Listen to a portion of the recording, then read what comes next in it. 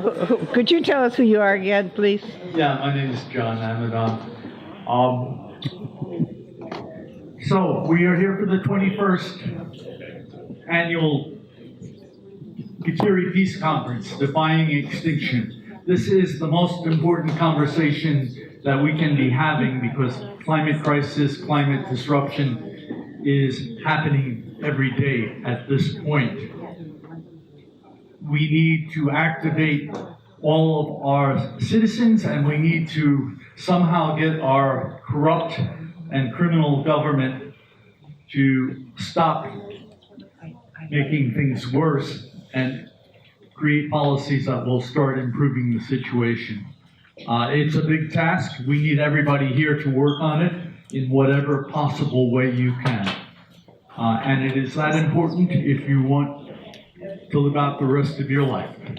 It's down to that. That sounds grim, and frankly it is grim, but we're going to have a good time just the same. And if you're coming to the dinner tonight, it's going to be the last great feast. Well, maybe not the last great feast, but anyway, it'll be a great community feast, and with wonderful entertainment and good messaging. So, I'm babbling on, waiting for people to get here, and mostly whoever is here right now. And I'm going to call up my co-facilitator, Marina Mund, who is the woman who really put this conference together. She is totally deserving of all that applause and more. And I have only good words to say about the extraordinary work that she has done to create this weekend. I'm going to give the mic to Maureen. Thank you, John. This conference has many traditions, and one of them is to start late, so sorry everybody. There's a certain level of anarchy in all of us, I think. The title for today and for the conference overview is Defying Extinction, Nurturing a Garden of Resilience in the Face of Climate Crisis. And maybe the hardest work that we do in preparing is to really go over the articulation of what we want to say. So all of the words in that title, I think, are indicative of what it is that we would like to have happening here in this wonderful gathering and intersection of people. You know, as John says, and as we will keep hearing and thinking about, probably all are in our heart of hearts in our homes, that we are facing the sixth extinction. What that means is a little unclear, but indications are it isn't in question. That's a pretty powerful word. And so we wanted a powerful word to counter it, and it wasn't denying extinction. It may very well be that it's not to be denied, but defying it. But how to defy it? And I guess the subtitle, and I'm pointing it out because sometimes you look at that and I have some words on paper, but we really used it as our guide. First of all, we talked about countering, building a garden of resistance, but ultimately nurturing. So together, that's what we're trying to do, is to nurture a spirit of not resistance, and that was one of the words we played with, not resistance, but resilience. How do we fully live in the face of what is happening onto our planet? And what do we learn from how we got to this place? So the title is really indicative of what we hope happens. And we were very fortunate to have some incredible people to agree to join us in this nurturing adventure. So John, would you like to mention a few speakers, and then I'll do wherever you go. Okay. We have a list of speakers, and I think I'm going to have you do this. Okay. Because all right, you will do it far more effectively than I will at the moment. And we will. I'll probably be totally ineffective. We do have on the website biographies for everyone, and I don't want to take the precious time of listening to them to go through biography, but I'll tell you who they are and why we invited them. Terry Delahanty is a Cree and a Ojibwa, and I'm always sorry if I mispronounce, woman who has come to imbibe the spirit of the indigenous people, both in terms of their reverence for the earth and their respect for their presence in the cycle of life, and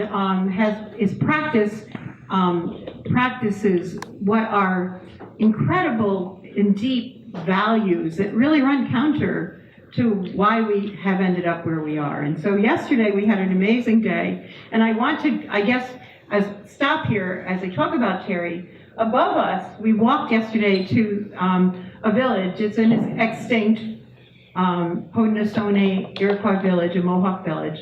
And the outlines of the life that was there, the longhouses, are still very present. And we wanted to put ourselves very consciously in the presence of people who so understood the nature of the web of life, and also who faced incredible problem in decision-making as the European colonizers came and turned their world upside down, and there was extinction in the air.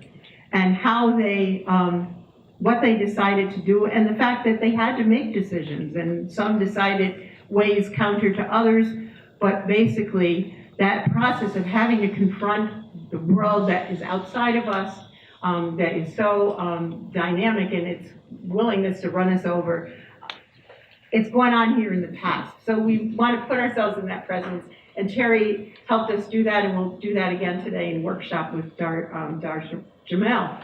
Dar Jamel, many of you probably know because he was a journalist who went to Iraq, an independent journalist, to try to understand, and then came to understand the horror of the invasion that we waged against a people, both the impact on those people, the Iraqi people, as well as the soldiers who were sent there in our name. And when Dar came back home, he went back to his love, his passion, which is mountaineering, and then became very aware of the impact of climate change. And that, as probably most of you know, has been writing dispatches and now has published a book, The End of Ice. And those books are for sale, and I urge you, it's a beautiful book, a testament to what's happening, but a testament to spirit. So please consider stopping by and buying one of Dar Jamel's books. He will be giving a talk and also leading a workshop with Terry today. Patricia Hines is here with us. She comes from Western Massachusetts in the Trap Rock Peace Center. She was a professor of environmental health at the Boston University School of Public Health, and has turned much of her research and writing attention to the issues of climate change, and particularly looking at the relationship between militarism, which has been kind of the ongoing theme of this conference, and climate change. So Pat will give us a lot of information, and it will come from her heart, and I think that's one of the things I want to say. We're operating from heart here with all of these people. Mark Dunley, I don't see him yet, but Mark Dunley is the chair of the Green Education and Legal Fund. He was, in fact, the author of the Green New Deal that the Green Party proposed during the last election. He is an activist, environmental lobbyist in New York State, and has helped keep alive the energies behind climate change legislation. So Mark will be here to speak this afternoon and also to lead a workshop with Megan Marone. Megan is an activist from Troy who lives in Troy, New York. She's very involved with the Sanctuary for Independent Media, and she is very engaged with the Extinction Rebellion and other climate change activist efforts. And she was recently arrested in New York City in protest, and she is very thoughtful about how she feels we should act at this moment. And so she'll be joining Mark Dunley in a workshop this afternoon on activism. Eric Marzak is here, and Eric is has fallen in love in the course of his life. I'm looking for him, there he is, with the traditions of the indigenous people of this area, and he's become very knowledgeable over the years. And he's a well known in the area musician who ultimately began making flutes and playing indigenous music. Eric, I hope I'm not saying anything that's not right in description. And so we want to keep alive that remembering that we are on land of the indigenous people who have and had so much to teach us about how to live in harmony with the earth. And so Eric will help us by periodically interrupting our linear thinking with some thoughtful, reflective music. Also, Sherry Bauer is here. Sherry will be performing this evening with Terry Robin. Both of them immediately lift spirit with their beautiful voices and the heart that they bring to that. And in a minute, I'm going to ask Sherry to open our day. And they will be both performing this evening at the dinner. So if you didn't sign up, maybe we could figure out a way to get you there. We also have Melissa Tukey. Melissa is a poet, a very recognized poet, who was an activist herself, and ultimately, from the heart of her activism, turned to writing from the heart again. And she has created a collection of poetry where she has collated poets from around the world, many from this country, but also from other places in the world, who speak of, from the heart, all of the issues that both are related to climate, but also related to the ecology of the human heart-driven world that we all long for, and the impact of the world that is not that. So the anthology is for sale, and again, it's quite compelling. It's amazing in its reach and comprehensive in its diversity. And I would really urge you to take a look at Ghost Fishing, which is the title of her anthology. And then finally, we have with us, and it's a real gift because they came up from New York to be here, Karen Malpeed and George Bartemyuk. Karen and George are theater artists. George is an actor who has spent all of his life in theater, on Broadway, off-Broadway, in film and television, and in the works of the theater company that Karen and George founded together in Manhattan. And Karen is a playwright who, through her whole career, has been writing plays about social justice and injustice and war, and she's reached out to the theater community globally and helped them collate their work, and she has been turning her attention to climate change. And so we invited her to come, and tonight she will be working with Melissa in workshop this afternoon, and tonight she will be talking about this work of using the arts to speak to climate change, and George will be performing a passage from one of the plays, and as I understand, in celebration of the beautiful world and why we're so concerned because it is so beautiful. We're very fortunate to have all of these people, and I'm sorry, but we have an incredible cast of presenters, and I wanted to be sure you knew all of them. No, I wanted to do some of the very basic practical things. For those of you who are new here, the restrooms are in the dining hall on one end and in the museum building on this close end also. And if you don't have a dinner reservation tonight, you can actually still come. You could just come, and when we do the program, we will invite you in, but you could eat out in the regular restaurant like a normal patron. And we may actually have a couple extra meals too, depending on who does come and doesn't. So if you do want to come, please do. We'd love to have you there. The schedule, well, we were running behind, so I don't really want to talk too long. And we should probably just start with Sherry. Let me just do a quick outline. Sometimes you can pick one up at the desk out there, but we will begin in a place of reflection with Sherry and with Melissa and Eric. Dar Jamal will be speaking. Patricia Hines will be speaking. We will then be brought to a place of reflection with Melissa and Eric. Then we'll have lunch together, and hopefully a good time will be had by all. And then this afternoon we have workshops, and I really wanted to mention that again, these are designed with different ways that people can nourish this garden of resilience, build their spirit. And so we have one on writing, we have one on action, And we have one on deepening one's personal spirit in the face of climate change. And then this afternoon, after those workshops, Mark Dunley will be speaking about his experience of political will and the lack thereof in terms of climate change. And then please stay, because we'll bring everybody back together and let them do a kind of round robin of what they feel we should be doing, forgetting, starting over, you know, what they have gathered from this garden that we've drawn today. So that's the basic schedule. You can get the times and details, which will be different, I'm sure, as we move forward. I apologize again, and thank you very much for listening to this long introduction. And Sherry, thank you. Is that on? Okay. I'll sing a refrain 3 times. Join in where you can, and I have little verses that came to me while Father Tim was speaking yesterday. You probably know the tune and the words.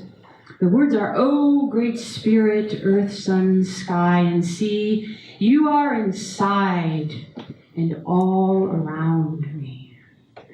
I'll sing 3 times, jump in if you want. I hope you do. Oh my gosh, I'll be so lonely singing up here.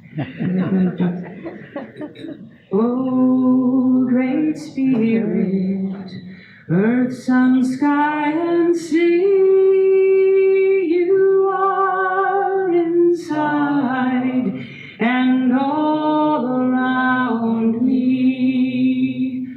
Oh, great spirit, earth, sun, sky, and sea, you are inside and all around me. Oh, great spirit, earth, sun, sky, and sea, you are inside and all around me. I meet the darkness, I bring the light, I am the brighter way. Oh, great spirit, earth, sun, sky, and sea, you are inside and all around me. I meet the anger, I bring love, I am the brighter way. Oh, great spirit, earth, sun, sky, and sea, you are inside and all around me. I meet the fear, I bring understanding, I am the brighter way. Oh, great spirit, earth, sun, sky, and sea, you are inside and all around me. I meet the greed, I bring simplicity, I am the brighter way. Oh, great spirit, earth, sun, sky, and sea, you are inside and all around me. Oh, great spirit, earth, sun, sky, and sea, you are inside and all around me.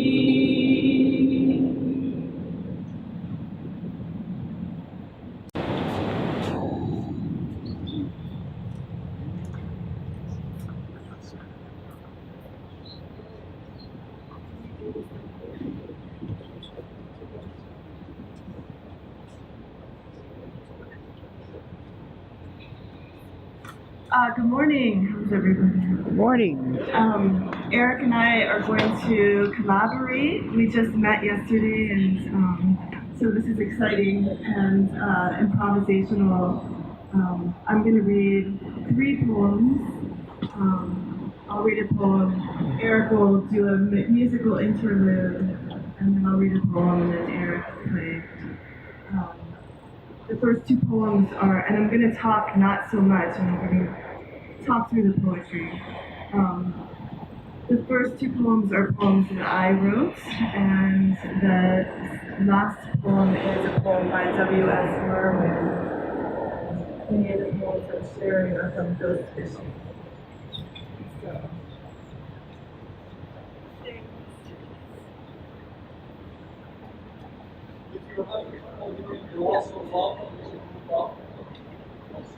Can you hear?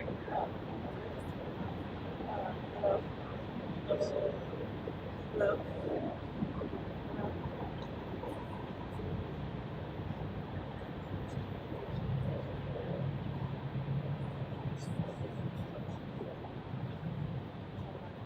Try not to do that. Can everybody hear? If I start trailing off or you can't hear and you're in the back, will you raise a hand? Okay. Am I? On the anniversary of King's assassination, walking the woods, I become dizzy, the whole canopy waving as if the sky could come undone. Hours later, an enormous hickory is flung hard across the length of our lawn, crown shattered.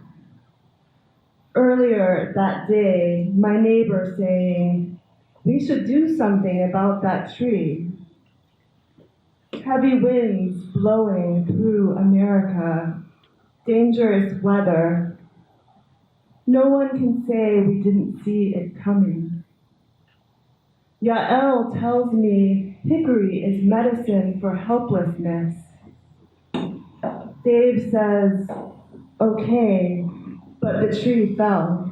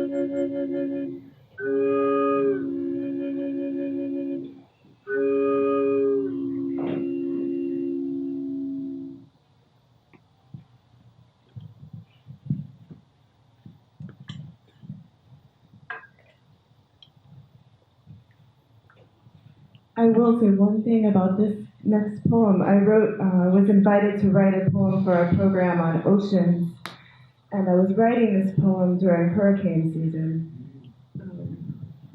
So that's the context. When weather reports become poetry, strange time. Requiem.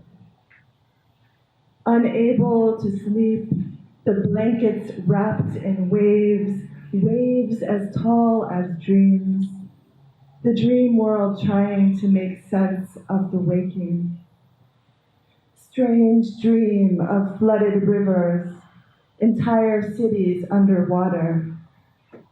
Look how the dead float, hair blossoming on the surface, and the daily hustle into the streets filled with water, going to get bread, going to get gasoline, and the dogs tied to lampposts, and the elders in chest-high waters waiting for rescue. And always the water rising, and we never know who it will take next, except that some houses are more sturdy than others, and some rescues come quicker or not at all. Remember when our beds were filled with oil? The sea was whispering from an open door as that viscous dark came spilling up and out and into every crevice of our dreams. How many days it gushed all over our newspapers, into our laundry and hair, how it covered our hands and wouldn't wash out. We couldn't sleep at night, and the president ate shrimp and said, none of this, though tragic, should interrupt our dinner. We who crawled once to these shores, having risen single-celled from the ocean floor, now standing in the midst of an invented world. Each morning we step into our clothes, light the stove for breakfast, and those of us with privilege, we gas up and go.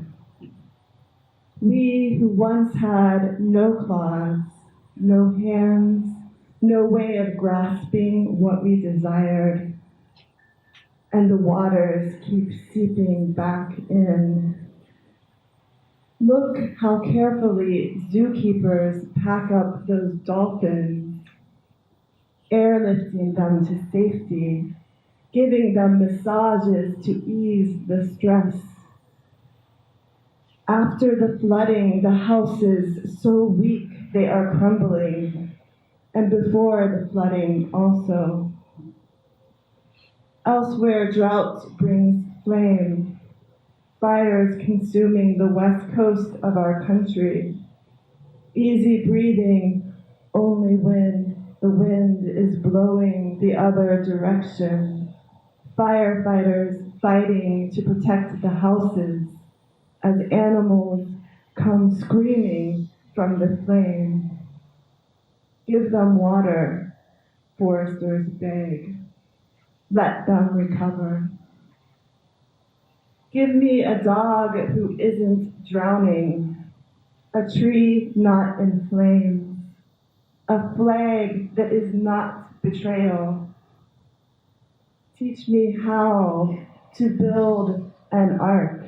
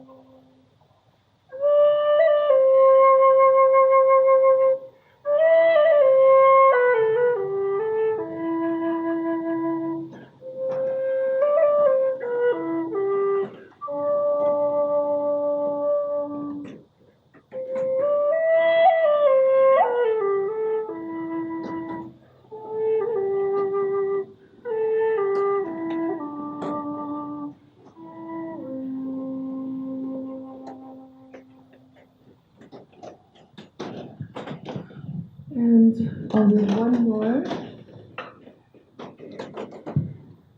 Yesterday we were gifted to hear Terry read the Thanksgiving address, the Haudenosaunee Thanksgiving prayer. And if you haven't read that, I recommend, if you missed yesterday, that you get your hands on it. It was very instructive and beautiful. And I'm going to read a poem about gratitude, which is not that, but this idea of gratitude is really important. And this is by W.S. Merwin, a great poet who just passed recently, who you should know if you don't. thanks. Listen, with the night falling, we are saying thank you. We are stopping on the bridges to bow from the railings. We are running out of glass rooms with our mouths full of food to look at the sky and say thank you. We are standing by the water, thanking it. Standing by the windows, looking out in our directions. Back from a series of hospitals, back from a mugging, after funerals, we are saying thank you. After the news of the dead, whether or not we knew them, we are saying thank you. Over telephones, we are saying thank you. In doorways and in the back of cars and in elevators, remembering wars and the police at the door and the beatings on the stairs, we are saying thank you. In the banks, we are saying thank you. In the faces of officials and the rich and all who will never change, we go on saying thank you, thank you. With the animals dying around us, talking our feelings, we are saying thank you. With the forest falling faster than the minutes of our lives, we are saying thank you. With the words going out like cells of a brain, with the cities growing over us, we are saying thank you. Faster and faster, with nobody listening, we are saying thank you. Thank you. We are saying and waving, dark though it is.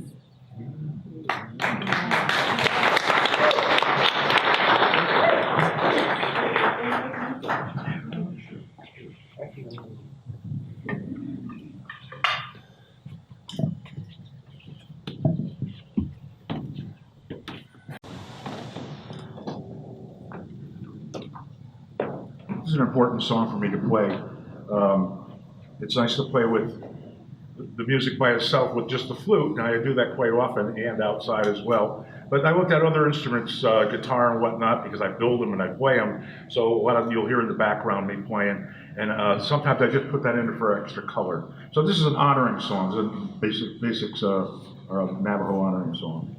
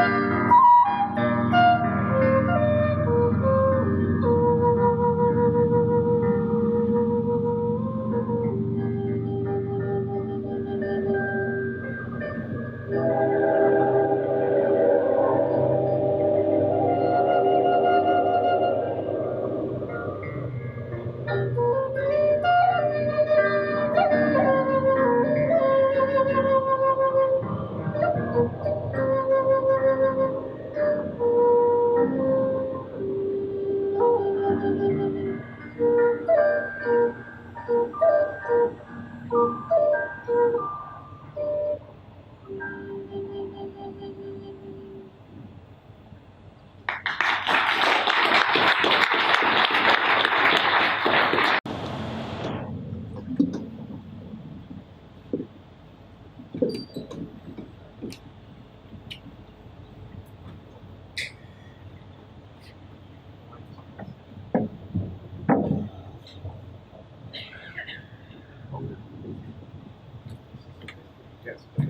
Thanks. Let me do that then.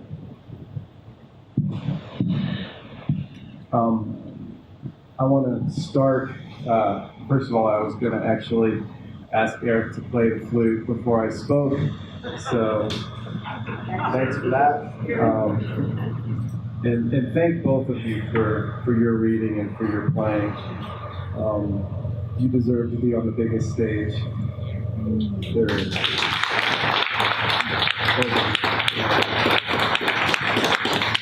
Maureen, thank you so much. Maureen's a champion for all the work that you've done and keeping in touch over the years and the support and asking me to be here. This has been a really, really great conference so far, and it's a privilege to be here.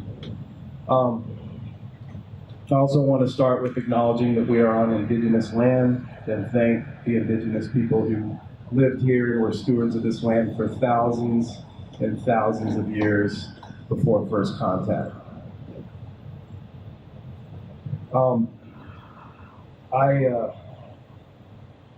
Every time I give a talk now or a book reading, it's different. This talk keeps evolving itself and me as I go along, and that coupled with the fact that I wanted to not be too redundant from what I talked about yesterday, since the brunt of the audience is the same, I'm going to go pretty far off script. So I don't know how coherent this will even be, so I thought maybe it'd be best to think of it more like a collage of ideas and sharings.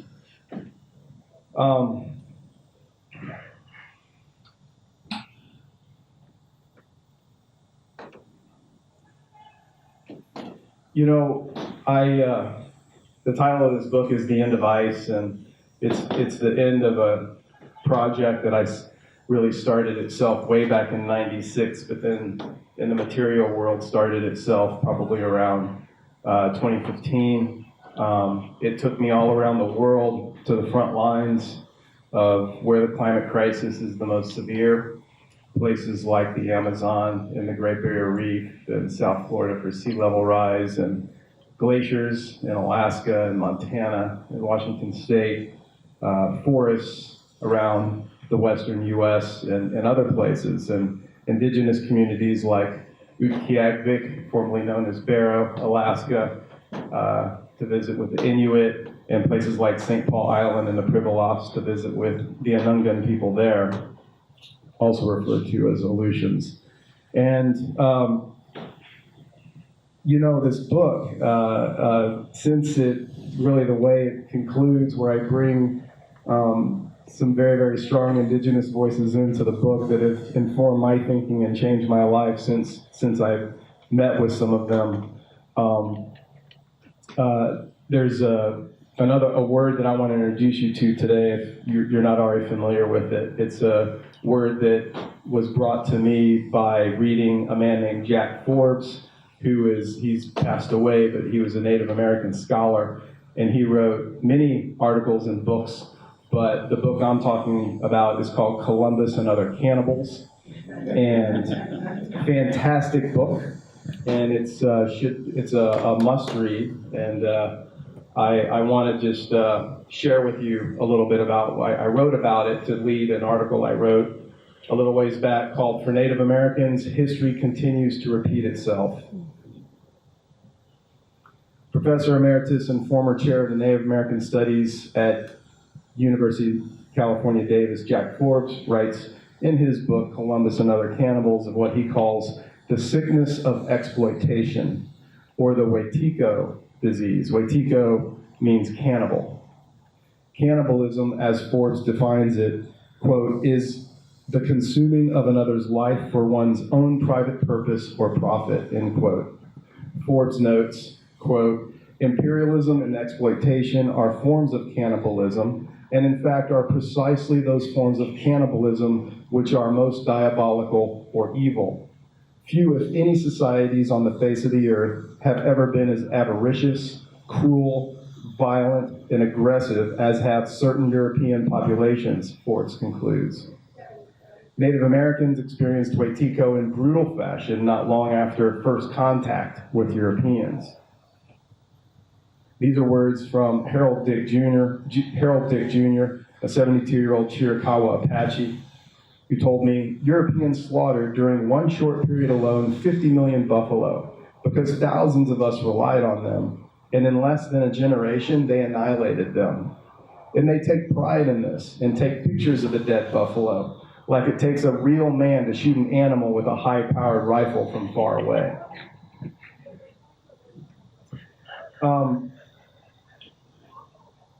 Harold Dick Jr. added that when Native Americans talk about great people, they usually speak of medicine people. Quote, but all of the greats the whites ever write about were great at destruction and subjugating people. I could go on, you could read the article, but that gives you a taste of, I think, one of the foundational ideas under what I want to talk about today, which is Waitiko, because I, for a long time, would look at these people in power, not just at the moment, but over time, and understanding that the majority of them had children and or grandchildren, and how could they willingly go out engaging in policies, pushing through policies, knowing what they're doing to the planet, the wars, and then now everything that's caused the climate crisis. And when I came across Forbes's writing, that's when I understood. It's literally a pathology. It's literally a psychosis. And these people are literally mentally ill and deeply, deeply, deeply spiritually sick. And that's what really helped me understand now what's upon us. And that The End of Ice, this is a book all about the climate crisis, mostly. But understanding now that this book is really just a symptom. It's about another symptom of Waitiko. And I believe that we are in the final stage of the Waitiko disease, where it's literally at a precipice now, possibly even bringing down life on Earth.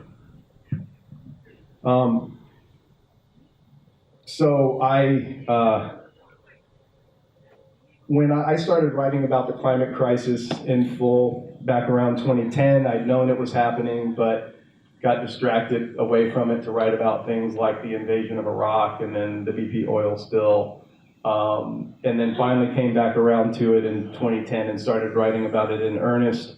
In 2013, I wrote an article for Tommy Mohart's great website, tomdispatch.com, and it was titled, Are we Already Off the Climate Precipice? And if you read the article, obviously the answer was yes.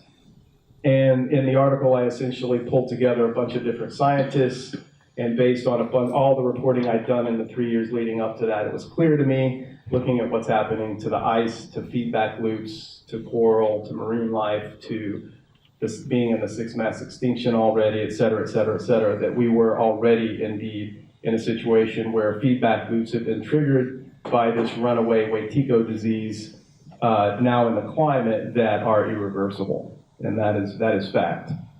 And so I had what I've heard referred to as my fetal position moment, when all this came crashing down upon me, and I was working for Al Jazeera English in Doha, and literally laid on my couch for about 3 months. And I did my job, but when I wasn't doing that, I was laying on my couch, literally, wondering, what to do. And it was then really, I started another trip through the Elizabeth Kubler-Ross 5 stages of grief, denial. I was in denial for a while about how far along we were.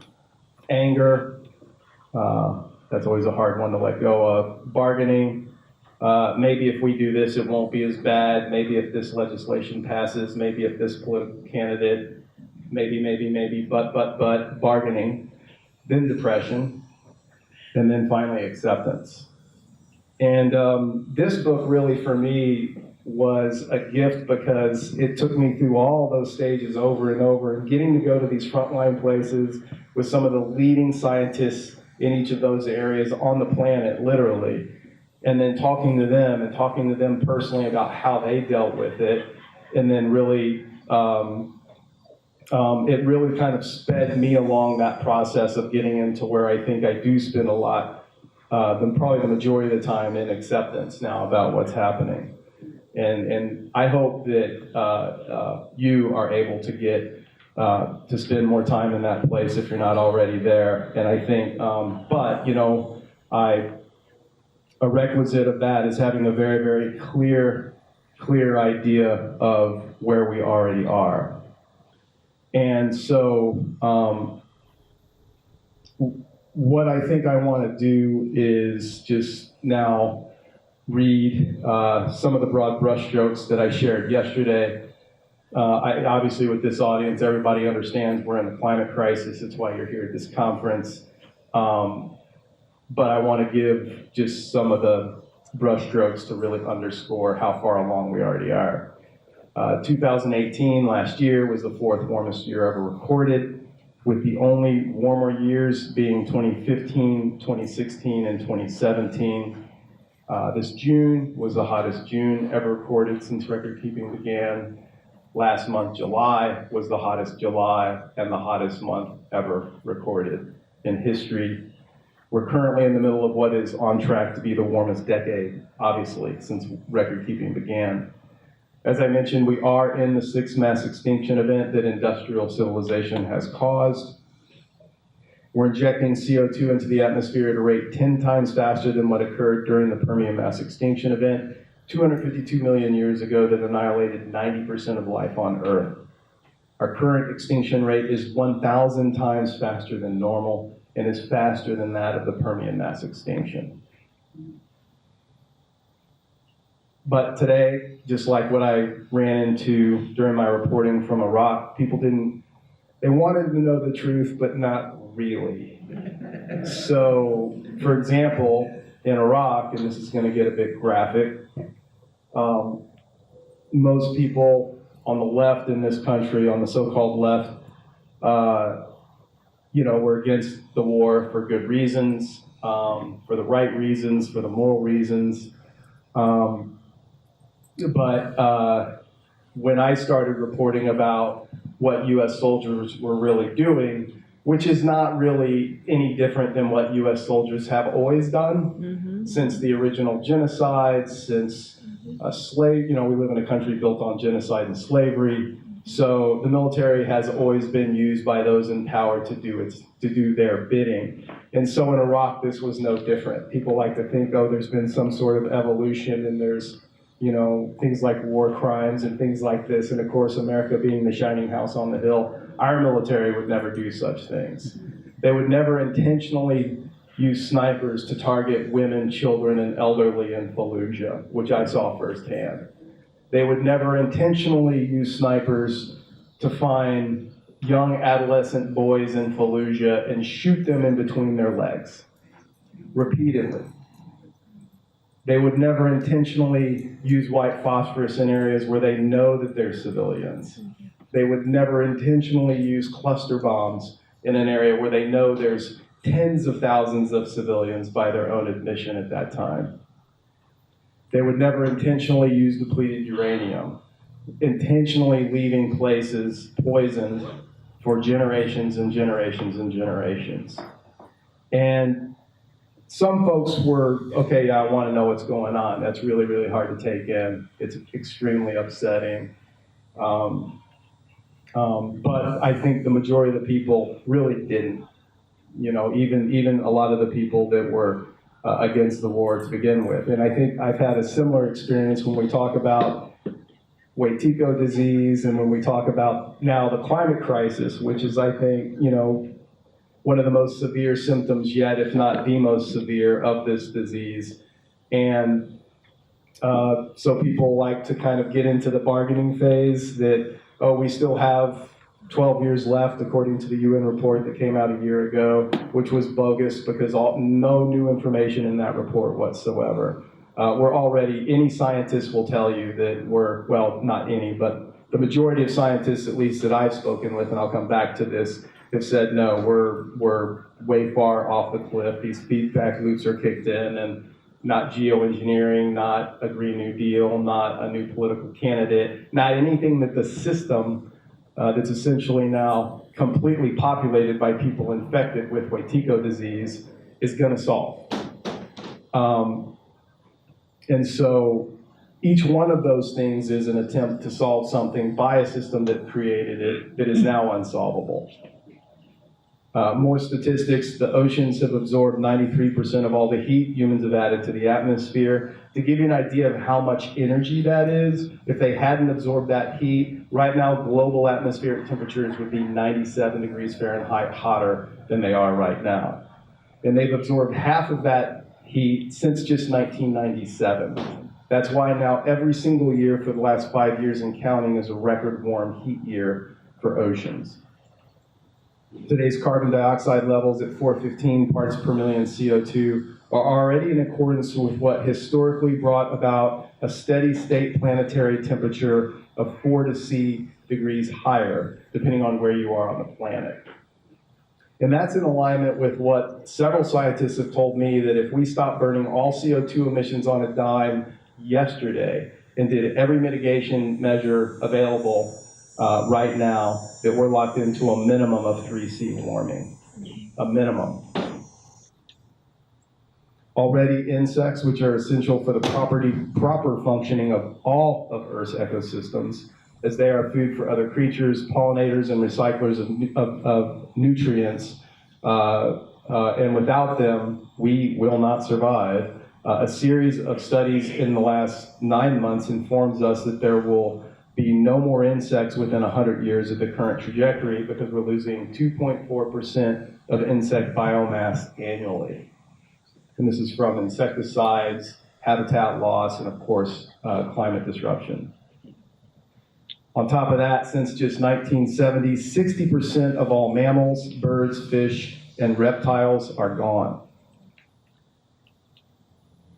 So no surprise here, given what colonial settler mentality did to indigenous people and people of color in so many places around the globe, that's what's happening now to the animal and plant kingdom. So we call that genocide for humans. We would need to call it the same thing for other species as well. The IPCC's worst case temperature scenario increase projection by 2100 is between 4 and 5 degrees C. I've had more than one IPCC being the Intergovernmental Panel on Climate Change. I've had more than one IPCC author tell me you can take their worst case projections and double them. And it's because everyone who studies the IPCC, even those in it, understand deeply it's a heavily politicized organization, i.e., it's not science. Contrasted with that projection, the International Energy Agency, which essentially represents fossil fuel interests around the planet, has stated that preserving our current economic paradigm, i.e. YTECO, virtually guarantees a 6C rise in Earth's average temperature before 2050. Shell and BP analysts expect the globe to be as much as 5C warmer, also by mid-century.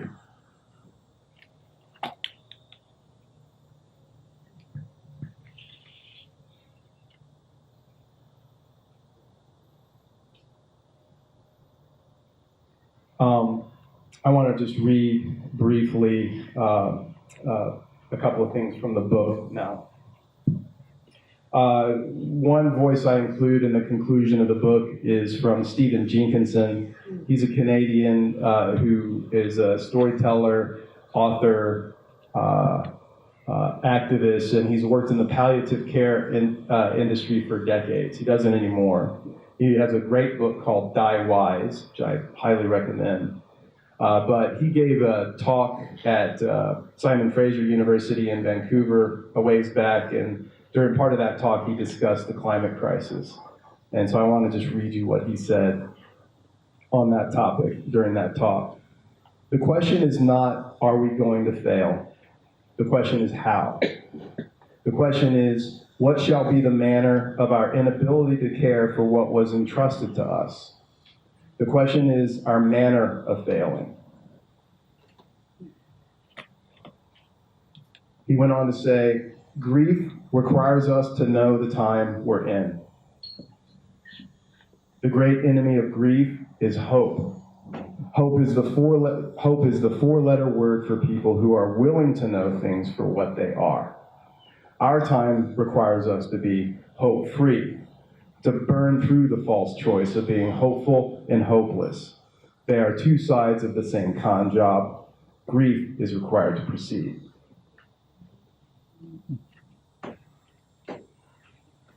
On hope, I also want to read another quote that I shared yesterday from Czech dissident writer and statesman Václav Havel, who said, "Hope is not the conviction that something will turn out well, but the certainty that something is worth doing no matter how it turns out."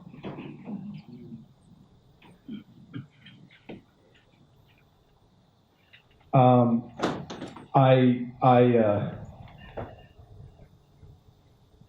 was working on the conclusion of the book, and I met a Native American elder, Stan Rushworth of Cherokee descent, and I had to rewrite the last 10 pages of the book about a week before deadline. That's how much impact our conversations and some of the work together that we did had on me. And so I want to read a story that he shared with me from one of his elders.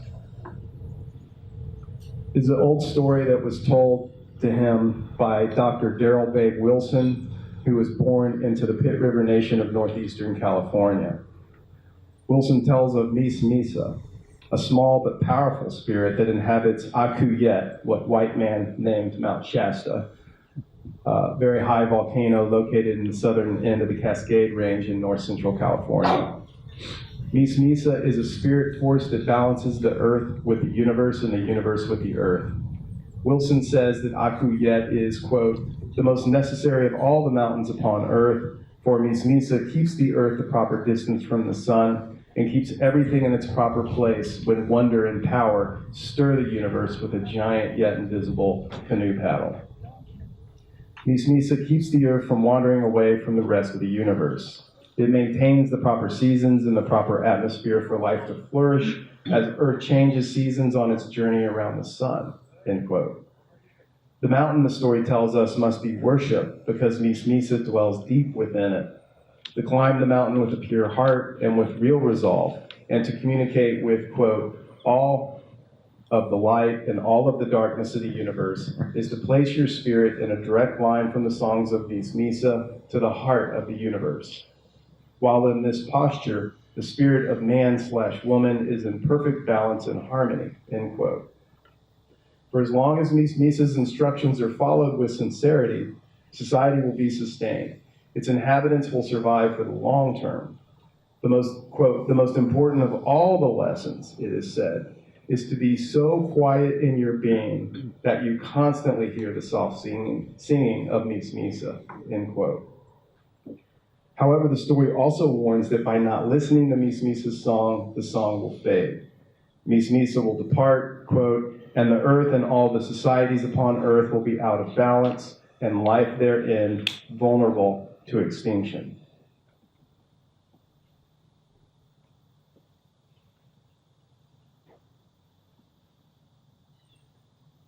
I think I want to read this next part too.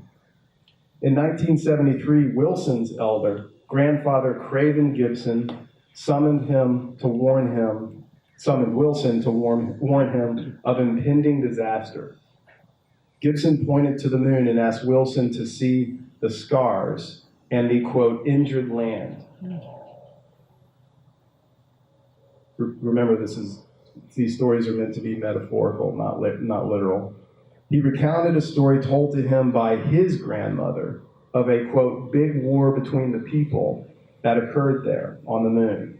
Given the story told to Gibson by his grandmother dated to the mid-19th century, this locates it at the beginning of the genocide of Native Americans in California. Between 1846 and 1880, 90% of them were killed by white colonists, making the story a profound warning of colonialism's devastating impact on nature and the earth. Gibson's grandmother's story told of a terrible war between, quote, "those people who did not care about life and did not care if the moon remained a dwelling place, and those others who wanted the moon to remain a good place to live." Grandfather Gibson stated clearly, that war used up the moon. When the moon caught fire, there wasn't even enough water to put it out. It was all used up. The moon burned. It cooked everything. That huge fire cooked everything, just everything. Grandfather Gibson confessed to Wilson that he feared the earth could also be all used up if everyone failed to, quote, correct their manner of wasting resources and amend their arrogant disregard for all of life.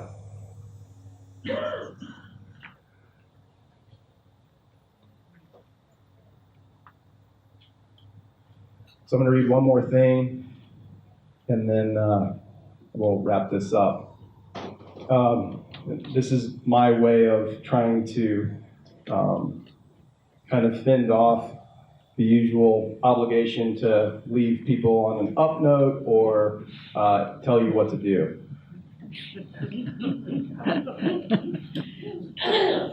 Rushworth, Stan teaches indigenous literature and critical thinking at Cabrillo College, a little community college in Aptos, California, just south of Santa Cruz.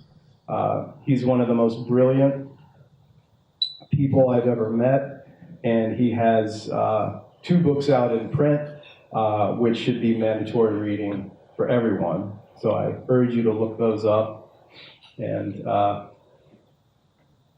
read them. But so I want to, he regularly brings people, usually indigenous elders, into his classes to talk to his students. And he especially brings them in so that the elders can talk to his students about what is it to have right relationship to earth. And the students always ask the elders, according to Stan, what can we do? Henry Tyler, an Arapaho elder, would point a finger to his head and say nothing for a while. Stan said he would just stand there for several minutes. And then he would answer, use this, and smile. Quote, this is Stan, everything he'd said for the previous 3 hours would provide tools for those who chose to respond, Rushworth said. He gave so much to reflect upon that a finger to the head was a powerful statement.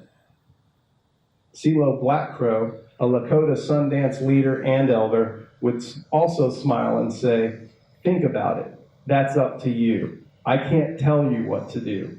Educate yourself, then you decide.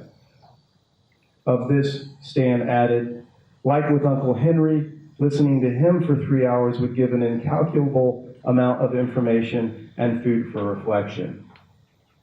End quote. The common message these men offer, Rushworth believes, is that each person must come fully into their own agency and from that place,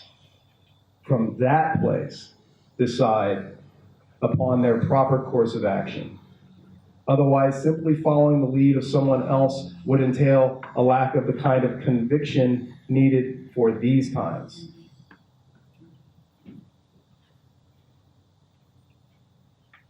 Another thing that Stan shared with me that helps me daily now is he pointed out the distinction between the settler colonialist mentality of rights, what are my rights, versus an indigenous perspective of what are my obligations. And he said for him, his primary obligations are to serve the planet, serve and take care of the planet, and to serve and take care of future generations of all species. And so if I get up each day and ask to be shown from inside and from all around me, how can I best fulfill those obligations? That's a good starting point for me. So I always share the Mises story because the part of the story where it says the most important part of the story is to listen, to be very, very quiet and listen, which flies in the face of Waitiko culture. People probably are used to having a lot of folks show up that just talk at you, try to tell you what to do. Nobody knows what to do right now. We're in the 6th mass extinction. We don't know for sure if humans are going to go extinct, but it's not looking good. We know that a lot of other species are already going extinct and have gone extinct. We now live in, I think, an overtly for a long time, but now the veil has dropped completely and everyone can see it, not just minorities and poor people and other people on the other end of the gun. So I think it's time each one of us, including myself, has to be an adult and think for themselves and go listen very, very quietly to the earth and see what I'm gonna hear. Because I realized when Stan shared that story with me that I got my message to go to Iraq and start reporting while I was on Denali in Alaska. And then I got the message to do this book also while I was in the mountains. It wasn't my idea, it came to me. It was given to me, and then I knew inside that's what I needed to do. And so my hope is to conclude that if each one of us goes to where our preferred place is to go listen to Misa, whether it's in the woods or rivers or oceans or lakes or mountains or wherever it may be, and if we get really quiet and really listen, then we're gonna know what we need to do. Because the earth's running the show. It's not us, it's not a political party, it's not even humans. And so the earth needs to tell us what to do. The earth is telling us what to do. We need to listen. We need to listen. So let's listen, and then let's do what we're told. Thank you.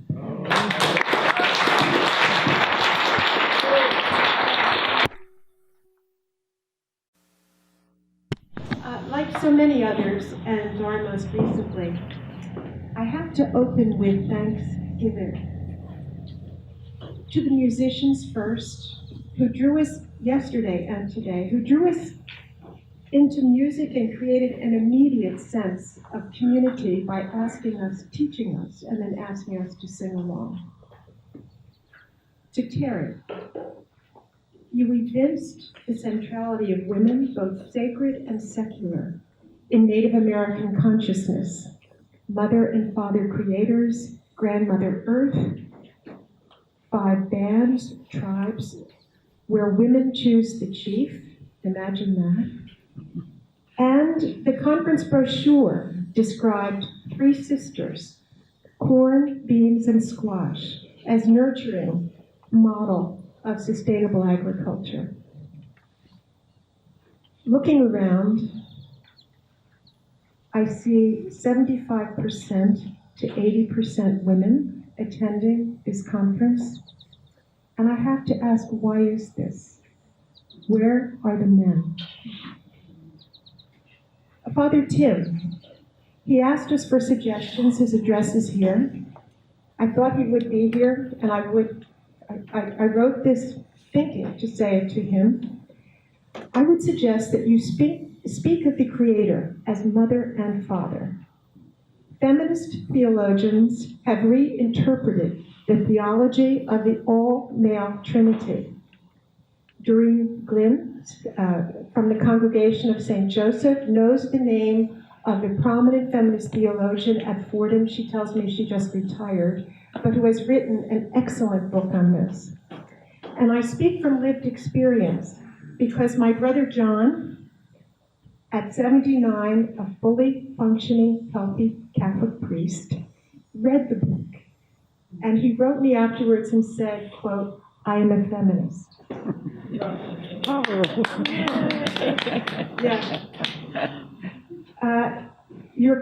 Eric, you're clarifying that we do not take our breath or the next breath, we are given our next breath.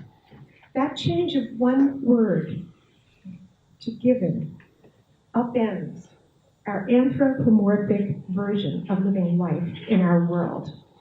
I will remember it especially walking, biking, canoeing, and also when I go for my medical checkup and they say, take a deep breath. Terry later talked about how the intellect dominates too much, and for us to draw upon heart, soul, senses, emotional, and social intelligence. I was a math and major and environmental engineering in graduate school. I mainly worked with facts, and I thought that poets worked with heart, soul, feelings, the intelligence of our senses, our intellect, social and emotional intelligence. However, she made me rethink about how ideas gain life. And I now think of them, the metaphor of seeds. Seeds, of course, need soil, moisture to germinate. I think of those as the soul, the heart, the senses. And then in order to grow into maturity, they need the sun or light. And that's the role of the intellect in ideas. But good ideas need all of these. Dar, I'm speaking to yesterday, but actually today as well. What you learned from your time with Dina and Stan, and I'm quoting you, let go of results of your actions and focus on the action, feeling morally obliged to do everything you can as a response to the fact that we are now off the cliff. I do want to, and you said that you go to the mountains to listen to Miss Nisa. I do want to bring up the reality for so many who live in cities. Industrialization led to urbanization. Today, 55% of the world lives in cities. I'm talking Africa as well as, which is rapidly urbanizing. And it's projected that 68% will live in cities by 2050, if we still exist. So cities have disconnected us from nature. Where do poor people living in inner cities go to find Miss Nisa? Many years ago, in the 1990s, I visited community gardens in inner cities across the United States. So North Philadelphia, primarily completely African-American community. Cabrini Green, a horrific public housing project in Chicago, again, primarily African-American. A jail project in San Francisco, because of arrest rates, they were primarily African-American and Latino. And Harlem, to visit the greening of Harlem. And essentially, I wrote a book following that after interviewing many of these gardeners and describing the projects. It was called A Patch of Eden. And it was in the greening of Harlem that I asked the gifted director of that, Bernadette Cozart. She worked for the Parks Department in Manhattan, and she conceived this idea of the greening of Harlem. Well, I'm in a poor community. I'm looking at her gardens, most of which had flowers. And I asked her, why are you not growing more edible vegetables? And she said, food feeds the body, but flowers feed the soul.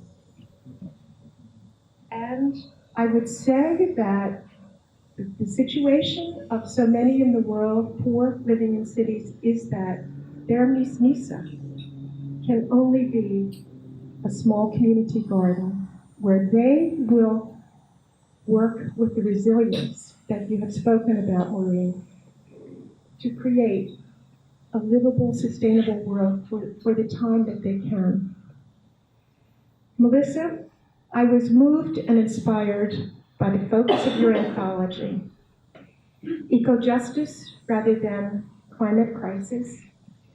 And the example you gave of this with respect to the Amazon, which is, of course, the most biodiverse ecosystem in the world. But you also pointed out that it has the largest, most diverse indigenous tribes in the world. Nature is not without people. So I want to finish by thanking Maureen and John. John, particularly because you sustained this for 21 years. It is remarkable.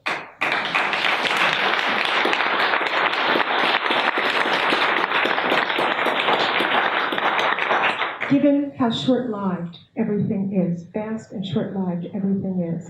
Speaking of fast, I have loved the tempo of this conference. It's perfect. And it isn't just because I'm 75, going on 76. It is because we need this. Maureen, the brilliance behind the incredible detail and the gifted people speaking here. I also want to thank those who feed us, fed us, and will feed us. Blessed are those who feed the hungry, and you are blessed indeed for such fresh, delicious, healthful food. So now I'll go on to what I was asked to do. I just want to say, I have spoken at so many conferences, many of them sort of university-based. Do you think people get up and thank the other speakers? No way. Lest they lessen themselves and their sense of self to acknowledge someone else's work. Do people applaud after talks? No. As we're doing today, but yesterday we were silent. And that too spoke. It was a very full, deep silence. You don't get that either. You get very thin air. So in response to our conference theme, How Then Shall We Live?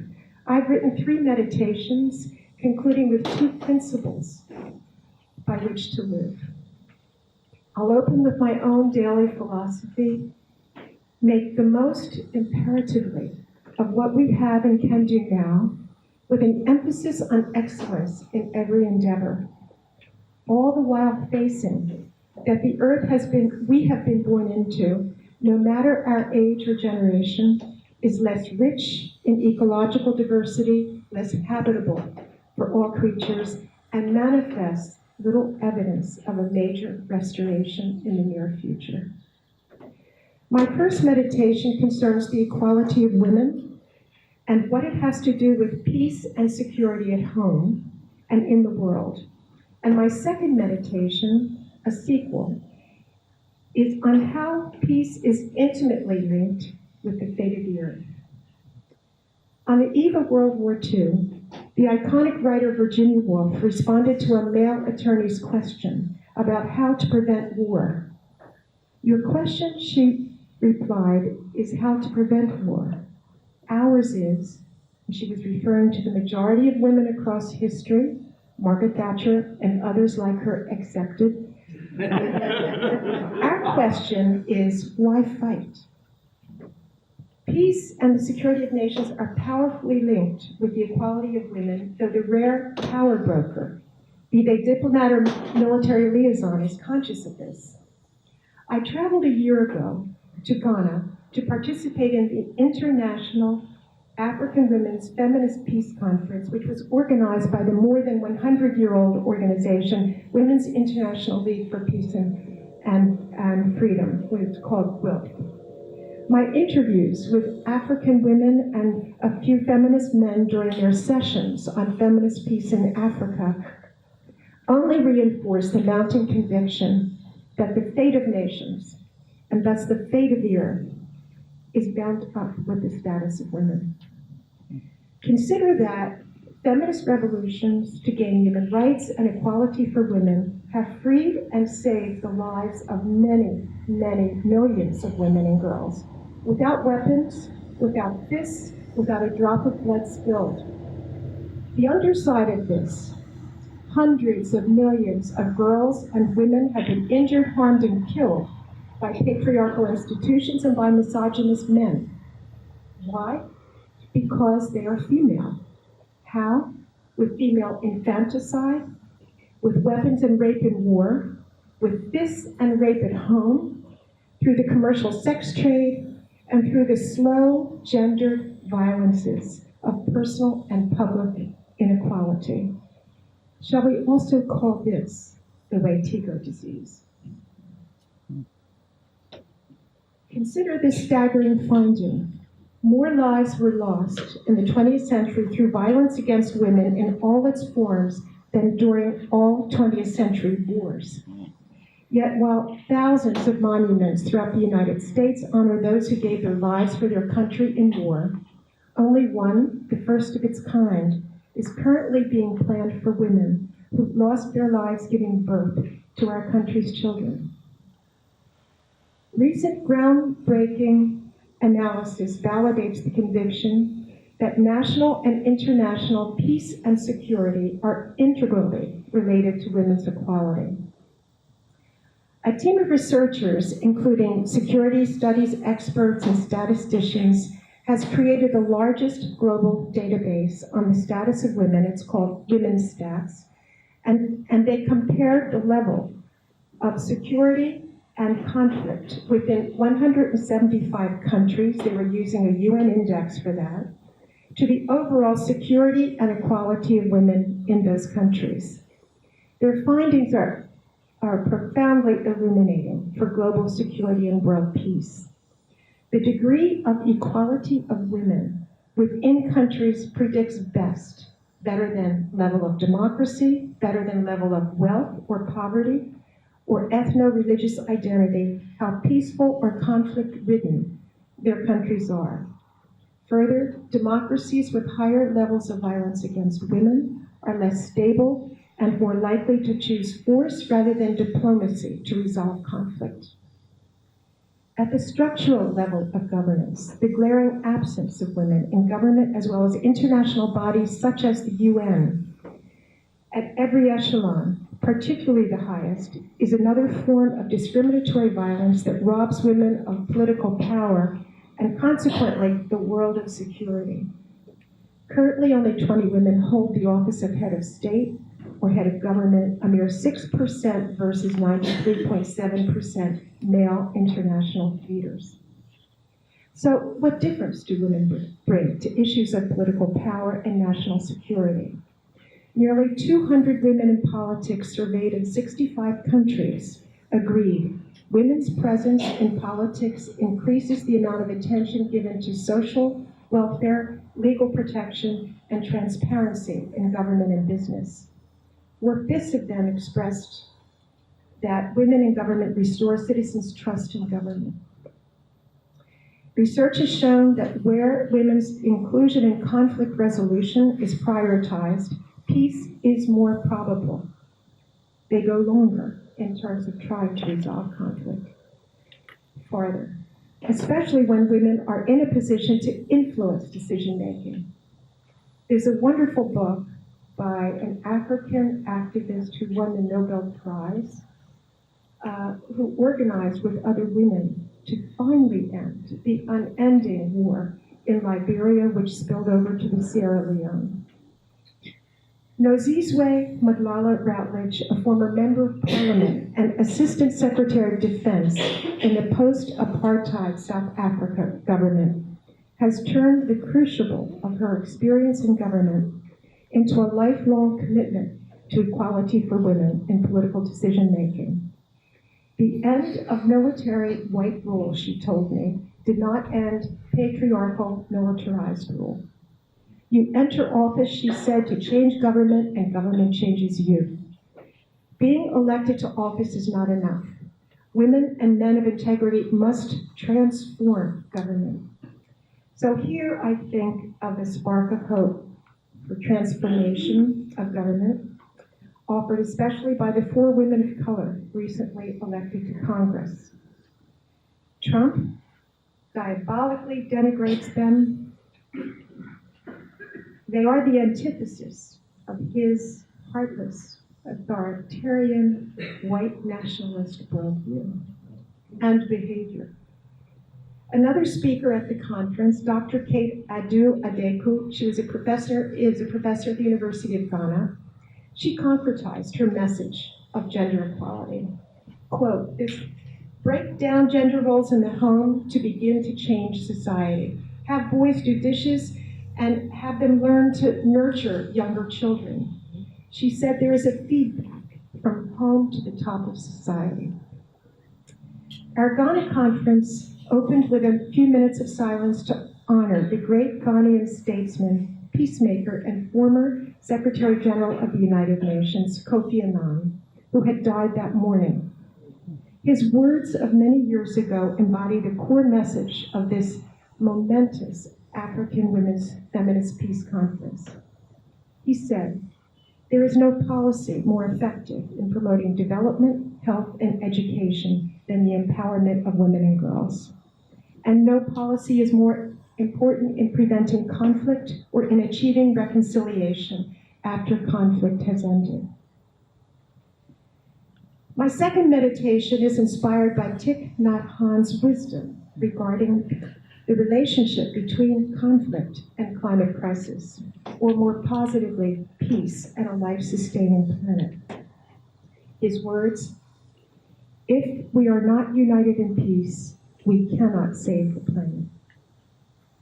3 years ago, Climate Action Now organized a conference bringing together the state of Connecticut's 350.org and a 70-year-old peace organization based in New Haven. And they asked me to speak on the relationship between what we called war and woman.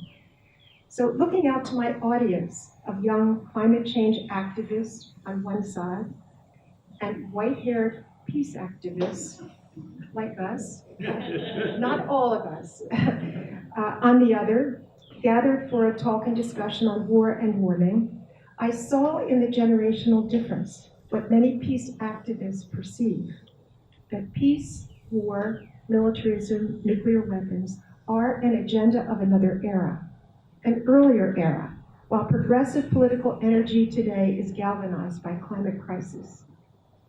When I pointed this out, the difference, median age 32, median age 75, one young climate activist explained that in his lifetime, no nuclear weapons had been used while climate change had worsened.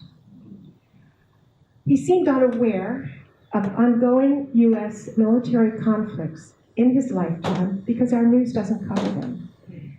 And those were anywhere. I estimated his age, and I looked up the estimate of conflicts that would have happened in his 32 years. And it varied anywhere from 10 of US conflicts, anywhere from 10 to an estimated 134, depending on one's definition of US involvement in conflict. Thus, our movements, climate action and peace action, largely work in silos, despite the actuality that war and fossil fuels have been fatally codependent since World War II.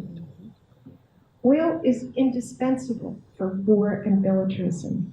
Think of it as the lifeblood coursing through our foreign policy, a policy based on maintaining superpower status and confronting militarily those whom we perceive as challenging us. Since the late 1970s, the United States has spent $8 trillion solely protecting oil cargoes in the Persian Gulf region through ongoing naval patrols. We are on the brink of war with Iran for the same toxic reason, protecting access to Persian Gulf oil. Less so for us now because of the fracking boom beginning with Obama's administration, but rather to assure access for those with whom we are aligned economically, politically, and militarily. So a thumbnail sketch of recent US spending confirms the axiom that war culture is a defining feature of US politics. It is, in fact, some have called it a national religion. Dar has spoken of its roots in the near genocide of Native Americans and also in slavery, black slavery. So since in 2016, an estimated $1 trillion was allocated to military defense, militarized national security, veterans care, and debt from recent wars. In that same year, a few billion dollars, they are crumbs from the master's table, were allocated to research and development for energy efficiency, renewable energy technologies. We all know budgets are moral documents, and military might is our national religion. Militarism is the most oil-intensive activity on the planet, and the US Department of Defense is the largest single institutional contributor to climate crisis. Between 2003 and 2007, the Iraq War generated more carbon dioxide equivalent in greenhouse gas emissions each year than 139 of the world's countries released annually. Rebuilding Iraqi now Syrian, Yemeni, Afghanistani, schools, homes, businesses, bridges, roads, and hospitals polarized by these wars will require millions of tons of cement, the most fossil fuel intensive of all manufacturing industries.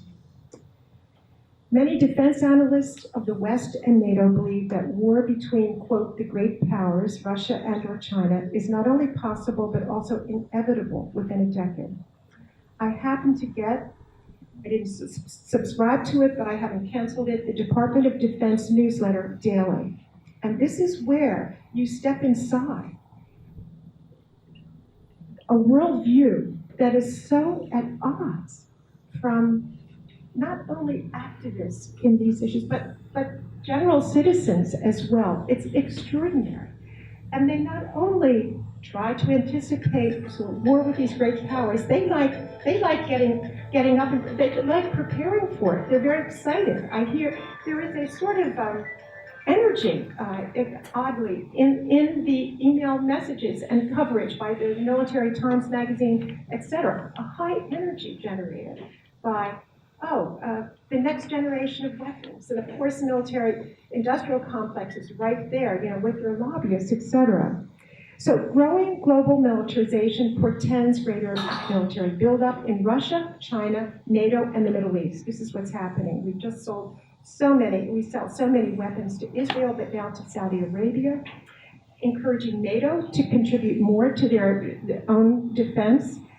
And so consequently, greater climate change crisis emissions.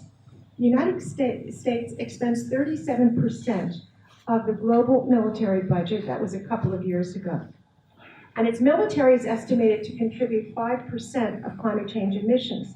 Well, can we not then assume that the rest of the world's spending, weapons manufacturing, military exercise, and conflict combined to bring military-related fossil fuel emissions to nearly 15% of global crisis pollution? And it's only going up. Nor do these calculations include the military-industrial complex, their use of fossil fuel to make weapons and ammunition, nor the use of fossil fuels to clean up their Superfund sites, which are the majority, DODs and the military-industrial, of our country's pollution, nor the excessive impact on climate change emissions of jet fuel and the fire-suppressing chemicals used in war and war exercises, nor the burning of oil wells and refineries in war, which the most memorable was the Gulf War. So, in conclusion for this second meditation, the U.S. habit and competence for war, of course, as Dar and so many others have said, is in the past near annihilation of Native Americans. And our habit and competence for war may be our world's nemesis. It's possible that nuclear weapons set off could finish the world before the impending climate crisis. And unless we do critical soul searching about our cultural and personal values and actively engage in transforming them, in this spirit, let us recall and honor the plenitude of activist, nonviolent movements in our society that have profoundly challenged the dominant patriarchal profile of our culture.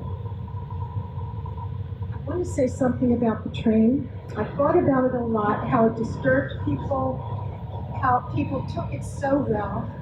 But then, having wandered into Fultonville last evening, and I saw all the trucks, I passed them also, or they passed me when I was driving here. The trucking industry is concentrated in Fultonville with respect to weighing trucks and repairing trucks, etc., huge trucks. And I thought, at least there's still one train line that is carrying goods back and forth, because they've been nearly destroyed. That said, the railroad has a lot of confession and reconciliation, for it was built by slave laborers, Asians, new immigrants, Irish, and it was They usurped Native American land from east to west in building the railroads. So, but I want to let us recall, because you've all been part of this, the activist, nonviolent movements in our society that have profoundly challenged the dominant patriarchal profile of our culture. These are the feminist, violence against women and equal rights movements, the civil rights, immigrant and indigenous rights movements, the anti-war and peace movement, Black Lives Matter, Standing Rock water protectors, progressive media, peace and justice studies, progressive labor, and health workers, the multi-dimensioned environmental movement, the co-op, sustainable agriculture, transition town movements, and the pervasive climate crisis activism. Our ongoing challenge, it always has been, is how to build voice, social cohesion, and public influence for our shared values of a sense of human community, our core identity as humans within nature, and our empathy with the exploited, and our thirst for equality and justice for all. My third meditation is motivated by a book I read recently.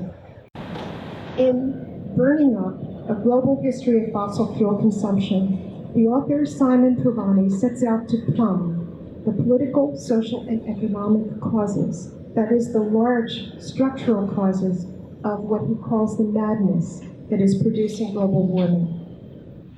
For example, he says, though individuals are consumers of fossil fuel for electricity, heat, air conditioning, goods, and services, he contends that we do so in the context of social and economic systems over which we have little control. Among his most cogent examples of political and economic elite driving climate change is the calculated design of cities for the car, now replicated throughout every continent. I saw it in Africa when I was there, clogged, the streets clogged with cars, as well as carts and women walking with baskets on their head to sell food. Car-centered transport in the United States between World War I and World War II became a template for the world and shaped fossil fuel consumption patterns internationally. Industry consolidated from 88 car makers, this is in the US in 1921, to 10 by 1935, with the big three, Ford, GM, and Chrysler encompassing 90% of the market and ranking among the most powerful corporate lobbies in the world. In the US, they bought up and shut down trolley systems. That was within a period of 10 years. And they helped displace railways with road transport for buses, trucks, and cars. This stimulated car-centered urban design, urban renewal in the case of older cities, and was embedded in the 1950s mushrooming of car-oriented suburbs. Government invested in supporting this by building fossil fuel-intensive roads and highways through cities with our taxis. Manufacturers designed cars for obsolescence, and industry pioneered the annual style of change in cars. All, he writes, were the result of corporate strategies to stimulate consumer demand, even during the Depression. I read recently that Uber and Lyft, the ride-sharing programs, are siphoning riders from city subways and trains, and thereby also adding pollution and further congestion. As for the future, as I mentioned earlier, 55% of the world's people now live in cities with a projected increase to 68% by 2050. Car-based urbanization drives consumption of fossil fuels, especially because cities are not designed centrally for public transportation. Thus, it is governments, developers, and corporate interests, not the individuals who live in these cities, that shape the design of cities, constrain individual choice, and have driven climate crisis. Corporate capitalism and political elites have led us, by their dominant choice of fossil fuel-based energy and technology, to the point of burning up. The author Provani urges us to take the road less traveled. He writes, the decisive actor must be society, all of us collectively, rather than the political elites. So I'm reminded here of the precocious Greta Thunberg, the now 16-year-old Swedish climate activist who spoke brilliantly at the UN Climate Conference in 2018. She is on a solar-powered boat, taking 2 weeks to cross the Atlantic to come to the UN and I think travel throughout. She took an academic year off from school to speak throughout the country. Every day, the world uses some 100 million barrels of oil, yet, as she said to the UN, there are no politics to change that, no politics to keep oil in the ground. Since our leaders are behaving like children, she said, we have to take the responsibility they should have taken long ago. There is no time to continue down this road of madness. We have come to let them know that change is coming, whether they like it or not. I saw her give this. I looked at the faces, you know, when the camera would show you, of the UN adults in the room. A combination of some smiles and some abashment. Could we shut her down? Since her speech, millions of young students across the world are following her example, striking from school 1 day a week to pressure their governments to abide by their own weak commitments to reduce climate change emissions. I would also point to a few recent standouts of taking action and trying to take back their future. The pragmatic Green New Deal, the meteoric rise of young political action groups like Sunrise Movement in the US and Species Extinction, and the infectious young climate action lawsuit, Juliana versus the United States. It was filed by children and young adults against the government for failing to limit the effects of climate change on human and environmental health, thus foreclosing on their future. I think with all that we've heard, we all feel this way. May they be spared the time needed, given the rapidity of climate breakdown and the loss of biodiversity, to disrupt the hold of corporate wealth and power in government. I have to hold on to a second definition of hope by Václav Havel. And I think this is the hope that they have left and that we have left. Hope is the engaged heart, actively seeking, and then you fill in. I have generally put peace in there, but I would also add seeking to nurture a garden of resilience, and that's about the best that they can do. But I do fear, as Dara has said, that more time is needed than remains. And so let us make the most imperatively of what we have and can do now, with an emphasis on excellence in every endeavor. And I'll finish with the two principles I mentioned. Let us honor, hour by hour, day by day, the two golden rules: love thy neighbor as thyself, love thy nature as thyself. What we care for, we will grow to resemble. What we resemble will hold us, as long as we have life on this earth, and when we are no longer. Thank you.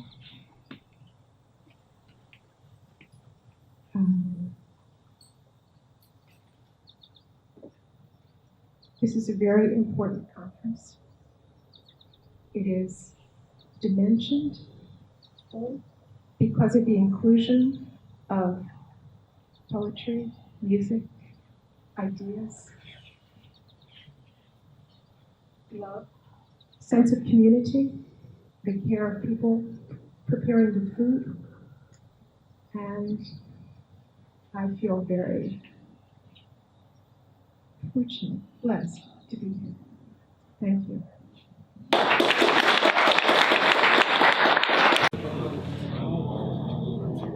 We're gonna mix it up a little bit and start with a song. Meeting our resilience and then our body.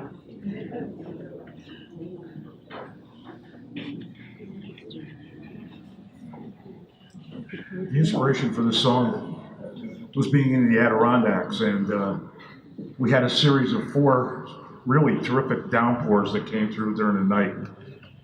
And just before every storm, the loon gave its call. And I looked outside and I could see the lightning in the west.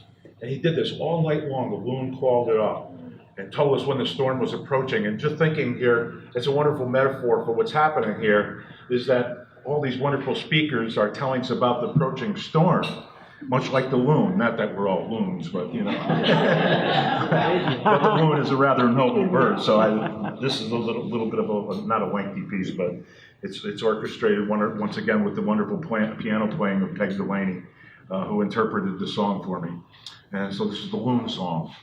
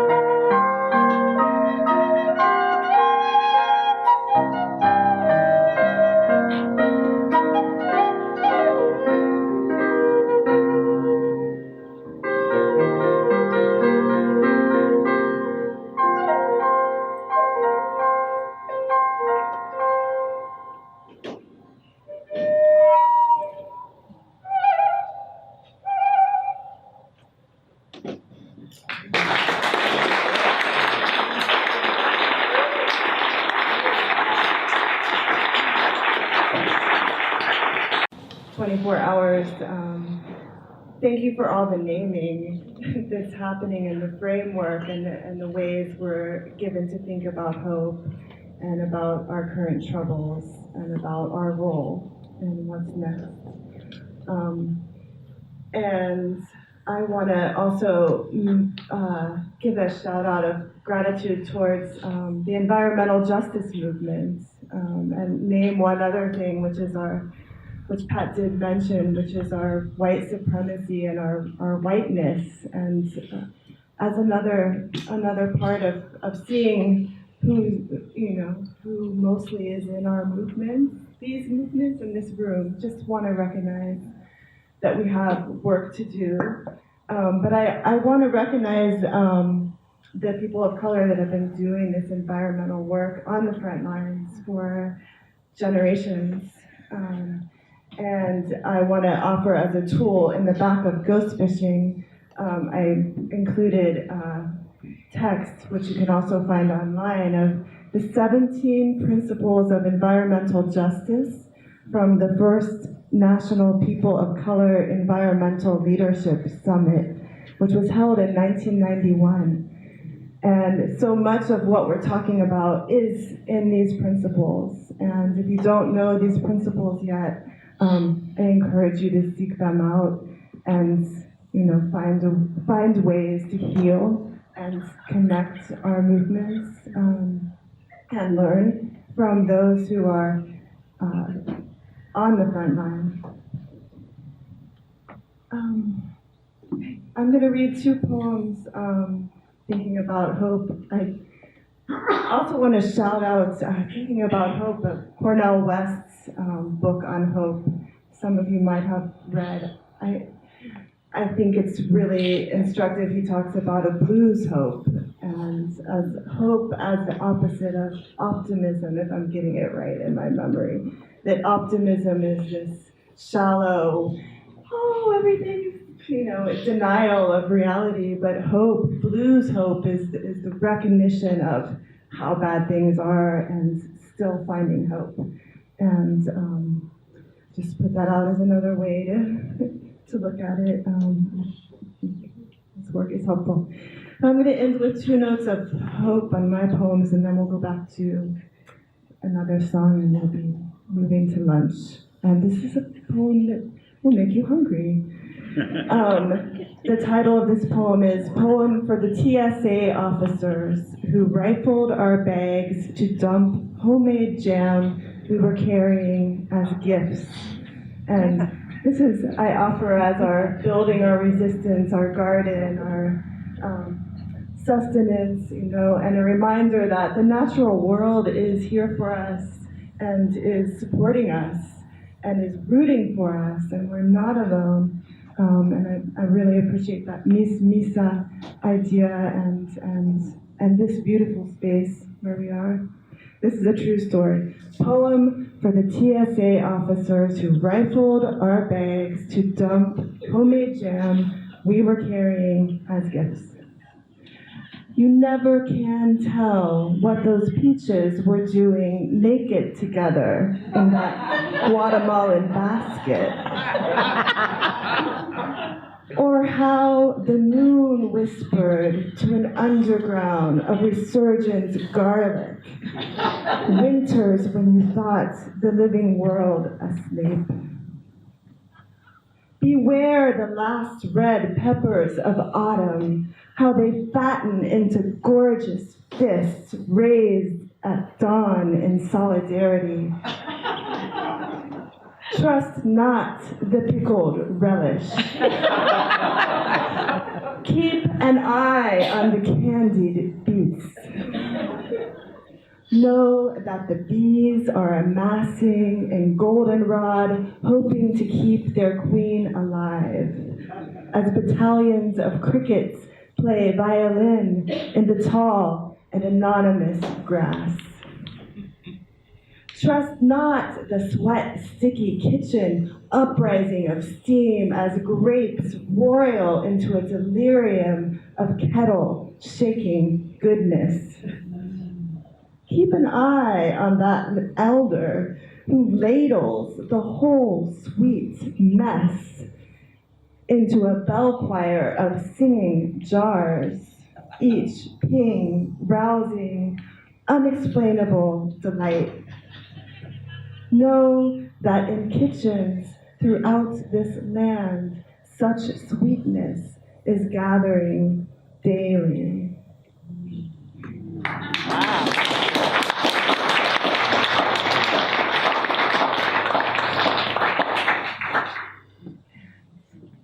End with someone else's poem.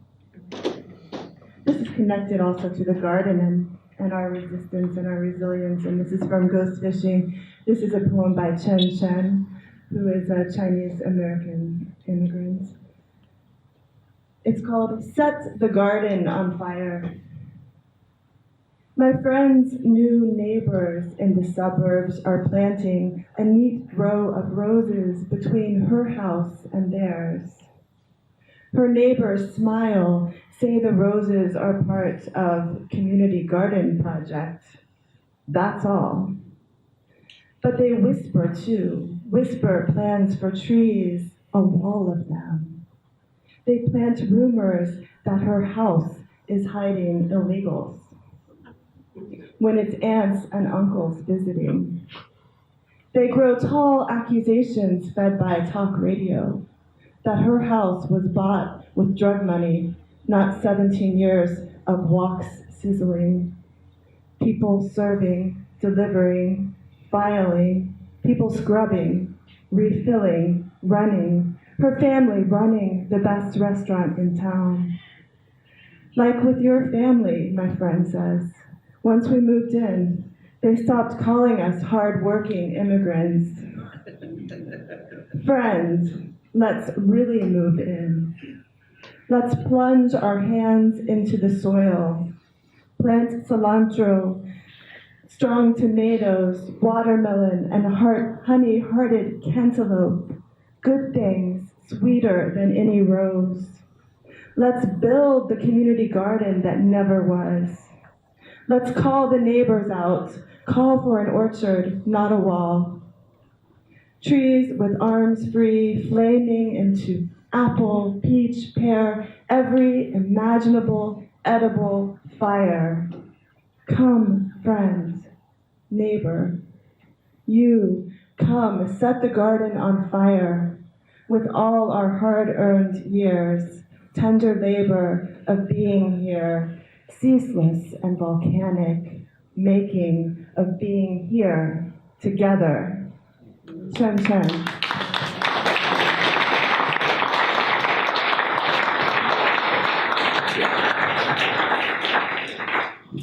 I guess is it lunch afterwards? Okay. I'm going to conclude with this song. This will be something to help you digest your food at the lunchtime. I just want to say one thing. With I'm not much of a speaker, but there is another fact that I want to make available to you here. Since we're talking about extinctions, there was an interesting article in National Geographic about 2 years ago that came up with a statistic that was really bothersome to me. It said that we lose every 14 days, every 2 weeks, the world loses a language. So we can ponder that for a little while. But there are words, and something that Terry was talking about yesterday about remembering that all our ancestors, whether it's an uncle that died 10 years ago, whether it's 4,000 years ago, those ancestors are here to help us.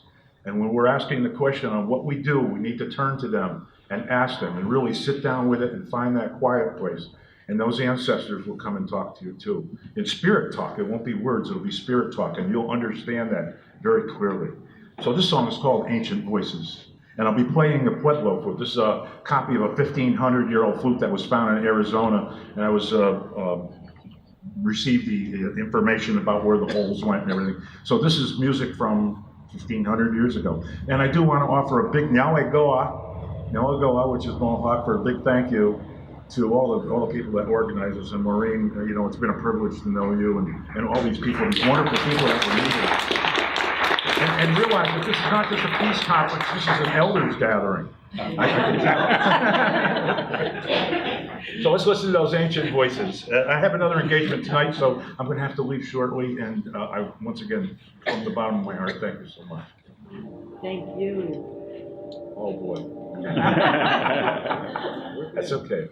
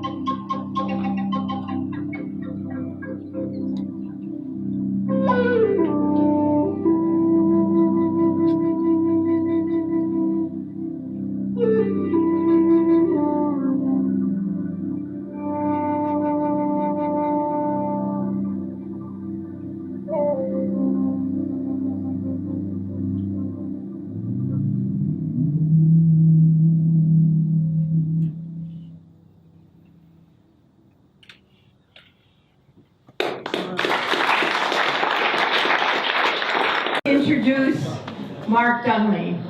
As I said to you this morning, Mark has been working a lifetime's worth of work in social action for the good of the community in many, many guises, in terms of the well-being of people, in terms of hunger, and housing, and all those things that we long to be able to share in a way that's equal and life-sustaining. But in the last decade, Mark, did you say? In the last decade, Mark has turned his focus to climate issues. And Mark is a very active member of the Green Party. And hopefully this is all right to share that Mark ultimately wrote the Green Party climate change agenda. And so he comes to us from that level of activism, but also with his own sense of where we are. And he's going to share how he sees the political will and how he sees the political imperative. So Mark, thank you so much. I just wanted to add also that Mark has been extraordinarily helpful with his radio program on WOOC, the Sanctuary for Independent Media, Hudson Mohawk Magazine, and he has a weekly segment called The Peace Bucket, who many of the presenters here have spoken thanks to Mark. So we are very, very appreciative of all of this good work, both in our community and helping us with this conference. Thank you. Thank you, John Marie. Our target time is, Marie, target time for this? Just one second. Sorry that I have to do that. Let's say 2:35. 2:35, okay. So I normally do not write a speech before I talk. I speak off the top of my head, but I actually try to write a speech this time, or at least plan it out, and I had a hard time with it. And I talked to Maureen yesterday and said, "Hey, Maureen, what do you really want me to say?" And I think she felt I'd be a little bit more upbeat and optimistic than Dar was. Because I do a lot of legislative work and, promote the Green New Deal and 100% clean energy. Unfortunately, I think Dar gives a very realistic assessment about the reality of climate change at this point. It's one of the arguments I have with a number of the scientists is that I think they need to be more truthful about the reality of climate change and speaking to it. Many of them argue against that. They say that if we told people the truth about climate change, there would be such a sense of despair they would give up and nothing would be done. I said, however, not really making people understand clearly the risks that are involved, I think is a disservice. People need to know how, in fact, dire the situation is. Just quickly, in terms of my own background, I actually got started in environmental issues when I was a student at RPI. I was a co-founder of a group called the New York Public Interest Research Group, which is a Ralph Nader organization. I actually started initially doing a lot of work opposing nuclear power plants and other energy issues. And when I graduated from law school, I hitchhiked to Texas and started organizing a group called Acorn. And for about 35 years, I did low and moderate income organizing. Especially the last 30 years, I worked with a statewide group that worked on Hunger Action Network in New York State, did a lot of work on hunger and welfare rights, and helped start the single payer movement again here in New York State. But I always was very active as well on environmental issues. Maureen mentioned I was involved with the Green Party. But what really, two things. Back in 2010, I was a campaign manager for Howie Hawkins, who was the Green Party candidate for governor. And in 2010, we were the first ones in the United States. Anybody hear of the Green New Deal? Yeah. Okay. Well, we wrote it in 2010. Like many of my ideas in organizing, I basically recycled it from somebody else.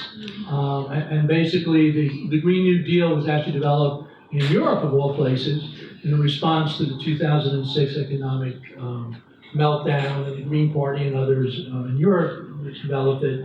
And when Howie decided to run for governor in 2010, we decided to make Green New Deal sort of a focal point of our effort. I was sort of the climate guy, and Howie was the New Deal guy. And of course, none of you heard of what we did with the Green New Deal. And then earlier, last year, Alexandria Ocasio-Cortez and the Sunshine Movement, did this demonstration in Nancy Pelosi's office. And suddenly everybody hears about the Green New Deal, which is wonderful. There are certain differences between our Green New Deal and what AOC has done. I will say AOC's proposal is much, much closer to what the Green Party has been talking about than, say, Governor Cuomo.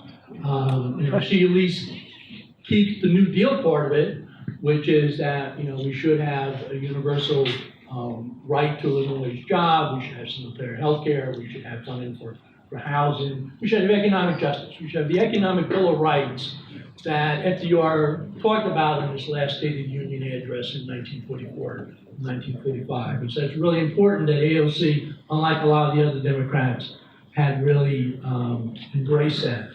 Two things she did not embrace, which kind of surprised us. One is that she did not call for a halt in new fossil fuel infrastructure. And that's really critical. I mean, you can argue that issue at the state level because there's a lot of federal jurisdiction over fossil fuels, but there's no reason not to push that at the federal level. And one of the things we've seen in the rest of the world is just because you increase the amount of renewable energy you're developing doesn't mean you actually reduce greenhouse gas emissions. And you have to address both at the same time. We need to stop fossil fuels. And we need to stop, particularly natural gas. Natural gas is a gangplank to climate catastrophe, also economic catastrophe. Natural gas is basically methane. It's 80 times more potent as a greenhouse gas short term than it is, say, for carbon. People like Bill McKibben now say that natural gas is worse than a coal power plant. And that's a real change in the last 5 or 6 years. It's not yet been adopted, by New York State, nor even by, as I said, AOC's proposal for Green New Deal. The other thing that really, we're a little bit more eco-socialist than, the Sunrise Movement is and stuff. But one of the other big issues is that we would pay to create the Green New Deal by cutting the military budget by at least 50 to 75%. And I thought that would go over well here at the Peace Conference. And I know that Code Pink has done a national campaign to try to petition AOC and the Sunrise Movement to embrace the idea that cutting the military budgets should be a central component of the Green New Deal. But I'm also struck, we're at this Kateri National Shrine, Catholic, right? So Pope Francis, came out with a really good labor encyclical. And one of the things that the Pope said was that the same mentality that allows humans to exploit the environment is the same mentality that allows rich to exploit the poor, men to exploit women, straight to exploit people of different sexual orientation. And he said we're not going to solve climate change unless we solve those other oppressions that exist within our system. And to us, that was the main message of the Green New Deal. We had to combine the two. We need immediate climate action on an emergency basis. We talk about 2030, which is what AOC at least initially talked about, not 2050. But we also had to combine it with economic justice. And we saw this also in France with the, yellow jackets, yellow vests? You know, because that initially started, well, I wouldn't say initially started, but the sort of the straw that broke the camel's back was, it was a carbon tax, but actually reflected the fact that, for years the French government had taken policies that were, supportive of the rich rather than the working class and low-income people. And they just finally said enough is enough. We need to absorb that lesson. And, a lot of people in this country, while they may support the concept that, climate change is a crisis and we need to take emergency action, they are very concerned that whatever we do will not protect them, that we will solve the climate crisis on the backs of low and moderate income people. We already see that as an issue in renewable energy, particularly solar, basically the gentrification of the system, that, it's the more affluent homes that can afford to put on solar on their houses. They actually, by doing solar net metering, you get to avoid certain charges on the utility bill, which is good, but it also means that people left on the utility system are paying those bills, and that tends to be more your low and moderate income people. And I really thought, I have a lot of differences with the climate bill that recently was passed. What was wonderful about that climate bill in New York State was the groups that made the point that environmental justice has to be a core component of any climate action. And they also made the point, which didn't quite succeed on this one, but that we also need to be creating, living wage jobs. We need to create an economic future for everybody. That everybody needs to benefit from, climate action, especially in this country. I mean, I'm sure most people in this room. I'm not only shocked that President Trump is president, I'm shocked that he has 43% in the polls and that he actually might get reelected. Somehow we are not speaking to the concerns of that base. As bad as we think Trump is, we need to hear a little bit better what those individuals are concerned about. And I think that's partly about how we frame the environmental movement, the climate movement. The other thing that concerned me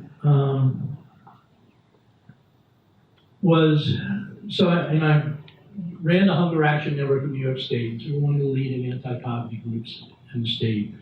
And I was living in New York City in Brooklyn during Hurricane Sandy. And so after Hurricane Sandy, this coalition of community and labor groups formed to respond to Hurricane Sandy, which our Hunger Action Network joined. And it had a good goal. And the goal was that when we rebuild from Hurricane Sandy, we need to ensure that the people in the impacted community, particularly low and moderate income people, are hired for the job of rebuilding, and that we pay them a living wage and a union wage and stuff like that. And that we signed on to that campaign because we totally agreed with that. But we couldn't get them to agree to also enact climate policies. That I was like, yeah, we want to rebuild in the Rockaways and Coney Island with local labor, and particularly from low-income people, but we don't want the next hurricane to wash away the public housing projects. And so we got to look at how you rebuild a public housing project. You need to rebuild it with renewable heat, geothermal, not put back in the same natural gas heaters. And frankly, we need to ensure that we don't have more hurricanes like Hurricane Sandy, where the sea level continues to rise, and could not get them to agree to that. And so what I decided to do at that point was, I was not active in trying to stop fracking in New York State. I opposed fracking, but my wife was actually the environmental person first for the governor and then for Obama in New York State around that issue. So she said, you can't work on that issue. I was amazed that grassroots activists around New York State got Cuomo to agree to ban fracking. That was an incredible grassroots mobilization.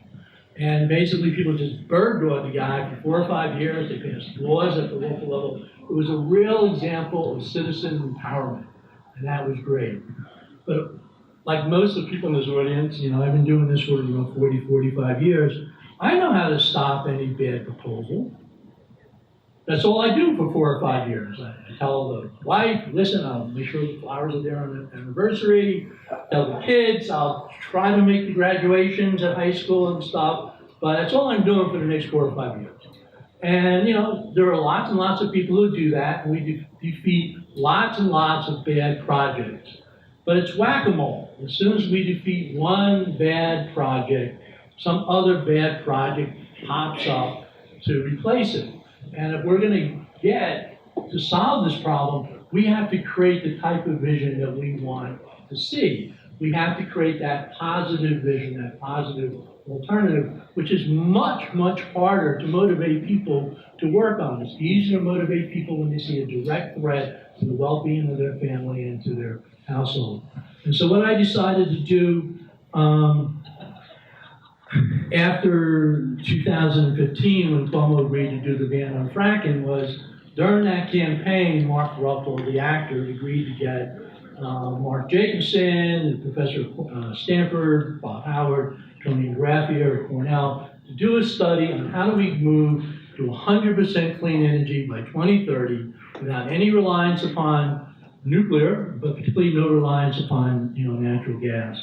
And so we wrote that legislation. I also joined 350. I began to coordinate their campaigns in New York State around particularly divestment, trying to get the state and city pension plans to divest from fossil fuels. We have got New York City to agree to divest from fossil fuels.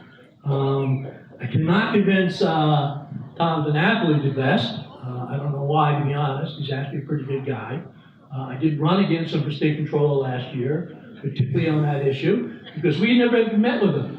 So I did get to debate him once, and met with him once, so that was twice we had a meeting. If New York State had divested from fossil fuels when Tom DiNapoli first became governor, I'm sorry, not governor yet. When Tom DiNapoli first became controller, the state pension fund had an extra $22 billion. We started the fight on divestment because it is morally wrong for New York State to seek to benefit from the destruction of life on the planet. It's also a terrible financial decision at this point. The whole world has said, we're moving off of fossil fuels. We'd like to see them move off tomorrow. Might take 10 years, might take 20, might take 30. But if the whole world is saying your business model is killing the planet, not a good investment.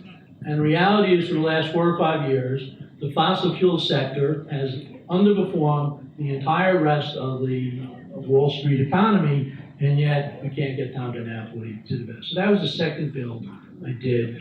And the third bill that I wrote was to enact a state carbon tax. And some of my comrades, like Food and Water Watch, will argue, well, carbon tax is bad because it's a market solution that can be gained. We've certainly seen that with cap and trade programs. I'm like, yeah, it's somewhat of a market solution, but the reality is we're subsidizing the $30 billion worth of damage that fossil fuel companies cause here in New York State on an annual basis. Particularly through higher healthcare costs, they should be made to pay for that. And then we should do the other things. We should mandate reduction of emissions. We should stop all fossil fuel projects. So those are the 3 bills that we have been pushing. They're not moving anywhere, unfortunately. We did get a bill passed this year. In my workshop, I told you why. It has basically, let's reduce carbon emissions 80% by 2050. We had policy reducing carbon emissions 80% by 2050 10 years ago. So we went from 80% to 85%. Not exactly a major improvement. We did say that 70% of the state's electricity should come from renewable energy in the future, which is good, very good actually. Should be 100%, but 70% is pretty good. Though the reality is that electricity is the easiest part of the energy system to decarbonize. It only constitutes about 20% of the carbon footprint. Most of the carbon footprint is from buildings and transportation. That's much more of a significant challenge. But we're going to have to fight to get them to achieve what they said in that bill. As weak as that bill is, it's still going to be a fight to do it. I mentioned that, they want 70% of the state's electricity from renewable energy by 2030. That's in 10 years. Right now we have about 25%. So we've got to add on 45%, which is about 10%, I'm sorry, 10 and 45 is 4.5% a year. Almost all our renewable energy right now is from hydro, which we built in the 50s, 60s, long time ago. That's 20%. Since Governor Pataki first set out goals for renewable energy in New York State in 2002, we have added less than 5% from solar and wind to the state electricity grid. We just passed a bill that's going to require us to add what we did in 17 years every single year for the next 10 years. And that's going to be a big fight. We need to get the governor and the legislature to stop, fossil fuels. So I could go on. I talk more about this in our particular thing. We also talked in our workshop about, the Extinction Rebellion. I like the Extinction Rebellion because it's one of the few groups that actually has a faster timetable than the Jacobson Report. It talks about going to 100% clean energy by 2025. But it also says, listen, talking to politicians who are paid for by the fossil fuel campaign contributions may not exactly be the best strategy to, solve this, particular problem. And I remember a quote from one woman involved with Extinction Rebellion in Europe. It's like, if there's a 5% chance that your plane is going to crash, would you get on that plane? Probably not. Is there a 5% chance that we are on a path to the extinction of the human species? Yes, there is. And in fact, last year there was a report done by the University of San Diego, California. Jerry Brown, the governor, actually wrote a quote for the report. They estimated in the next 50 years there was as much as a 30% chance of the extinction of the human species. Now, that's certainly not scientific consensus at this point, but the fact that we're even talking about the possibility of the extinction of human species is very frightening. And as we said earlier about DAR, there's very little chance we're going to keep, if we stop carbon emissions immediately, that we're going to keep global warming below 3 degrees centigrade. We need to act, and we need to act now, and we can't applaud, in my opinion, Band-Aids and halfway measures. I know people get upset and say, Mark, whatever we do, you say, well, that was okay, but it's not enough. Well, but it's not enough.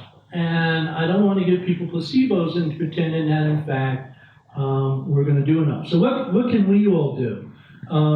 We need to talk to our neighbors. They listen to you a lot more than they're going to listen to the person on television, or if they somehow hear me or some other climate activist. You need to go into your workplaces, into your places of worship, into your schools, and begin to talk and do education. We need to push elected officials at every single level, federal, state, county, city. What are you doing to provide a future for our children? And one thing that gives me some ray of hope, or I don't know if it's hope or optimism, but is the youth. That they have stood up and said, you guys have messed this up, and you guys have been talking about this for 30 years now, and you've done diddly squat to make this happen. And I read an article recently that made the point is that our generation has received enormous economic wealth from the industrial era and the fossil fuel era and burning off the fossil fuels. And we are unwilling now to pay to clean up the mess we made, and that we basically are trying to push that cost onto this younger generation, already overwhelmed with the cost of student debt. And they're saying, A, that's economically unfair, and B, there's absolutely no guarantee by the time we get to actually make any decisions that there's going to be enough time left to solve this problem. And so I think it's been great. The student climate strike's coming up on September 20th. We're going to have Pete Looker in the audience here. Oh, well, Pete has distributed, we're doing a rally and a march at the state capitol on September 20th. There'll be worldwide days of action on September 20th. September 23rd, I think there's going to be a lot of civil disobedience organized by various groups. That's the first day of the United Nations Climate Summit in New York City. I believe Greta will be speaking at the United Nations. And then on September 27th is a general strike, so a little bit more adult, focused.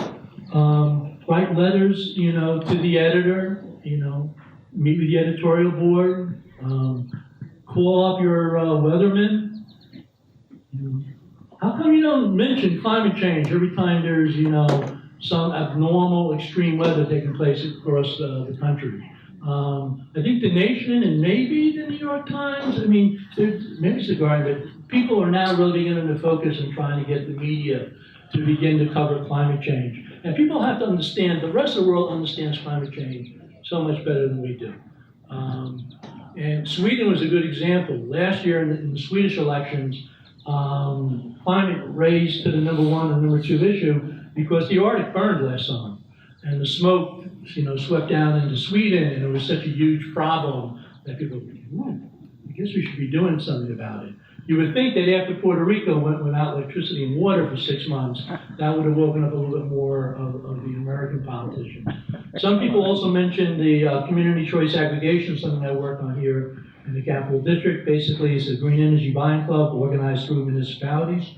Once a municipality agrees to join, everybody in that community is in. Nobody's out. I'm sorry, you can opt out, but you're in until you opt out. This is very prevalent in the West Coast. It's one of the reasons California has finally shut down all their nuclear power plants, because the CCA said, no way are we paying for nukes as part of our energy bill. And the state actually supports it. So the Public Service Commission, NYSERDA will come out and join you in trying to get a CCA established. I could go on and on. I've about run out of my time, I think. A few more minutes. One thing I've not talked about is food. It's going to be a big problem. It'll be interesting to see what type of our food situation is this fall after the floods that took place in the Midwest and so much of the crops were not planted. But when climate changes, where you can grow food changes. And basically, climate is changing faster than the food system can adopt. Insects migrate. So suddenly you got insects in a particular community you hadn't seen previously. And what the United Nations is warning about is that when severe weather becomes more of a problem, you're going to be fighting over land, you're going to be fighting over food, and you're going to be fighting over water. And even the Pentagon has said that climate change is the biggest threat to international security, because it's what's going to drive wars all across the planet as more and more people are displaced. Now, some of my friends argue about exactly how big a role this played, but climate change was a major factor in the Syrian war. Now, there are clearly many, many problems already existing in Syria and how their government was acting and all those type of stuff. But the fact that they had a historic drought in Syria, which forced so many of the people off the farmland and into the cities, just was like the final, match that lit that tinderbox. And that created this massive migration throughout Europe. Well, future migration is going to be a lot bigger than we saw in Syria. And if Europe had so much problem just handling Syria, just imagine what's going to happen when more and more of these countries take place. And of course, the immigration so-called crisis that we're seeing here in the United States is also at least partially fueled by, climate crisis in Central America. One thing that a number of groups are talking about, we got to eat less meat. You got to go to a more plant-based diet, and that's when, Fox News says we want to take away everybody's hamburger. No, we don't want to take everybody's hamburgers. You just want to eat a hamburger once or twice a week. You know, you don't want to be like Donald Trump 7 days a week, you know, eating your hamburger. But, you know, you can go regenerative agriculture. You can do a food system which tries to put carbon back into the soil, which improves the nutritional value of the soil, so it's easier to grow things. But if you can recapture 3, 4, or 5% of your carbon emissions by your agricultural practices, that's quite helpful. Another thing you might want to read is something called the Drawdown Project. And this is like, I don't know, a bunch of scientists, a lot of scientists. What are the 100 best ways to solve climate change on the planet? And like educating children, educating women, particularly around the world. The more independence women have, and the more control they have not only their own body but their own food system, that helps a lot. Going back to some of the agricultural systems that the Romans used, how you are going to grow cattle, how do you graze it in a manner that reduces the carbon emissions? There's a lot of solutions out there, and what we lack, unfortunately, is the political will to make that happen. And I applauded Cuomo in January when he announced his Green New Deal. I didn't like the Green New Deal part, but he did step up his goals for renewable energy in New York State, and energy storage, energy efficiency. It did seem like a light bulb had gone off, and he sort of finally got it. But what we have seen in New York State is that, even more so than other states, that we set goals, because they're lovely in press releases, and then we do a very poor job in reaching those goals. And so he has set some goals, which is a step in the right direction, so we have to hold his feet to the fire to make those goals occur. And it means that we need a governor who every day is, bringing in his top-level staff and saying, what is our climate change barrier for today that we are trying to resolve? How are we moving along with this? Not like, it's been 4 months since the last press release. What do you guys got that I can put out and get some media coverage? And right now we're much more on every 4 months to put out a press release as opposed to putting on a daily thing. And I know some people are really, now we have this climate council. That's really going to help. Well, as I said, the climate bill enacted an executive order was written in 2009. That created a climate council. Do you hear much about that climate council in the last 10 years? I didn't hear much about it. And there's going to be 22 members in that climate council. And I think Cuomo controls 15 votes out of 22. So the reality is Cuomo's going to make all the decisions on the climate council. So he makes all that. There are a lot. I know I got to be past my time now. There's a lot of groups out there. I mean, gelfny.org is my website. Do a lot of work at 350.org. PAWS, People of All the United for Safe Energy. We're in the Capital District. Sierra clubs all over the place with groups, Food and Water Watch, Citizen Action, New York Renews. We have different philosophies. Find the group that most responds to your particular concern, or it can be in education, if that's what you want to do. It can be talking to children about it. We've had a couple of people say, arts, we need to do more of the connection between the arts and climate. That's all very helpful. We need help with media. We need to do podcasts. We need science and graphics. And we need to think, the Kateri Peace Conference, we're focusing on climate change this year. Thank you.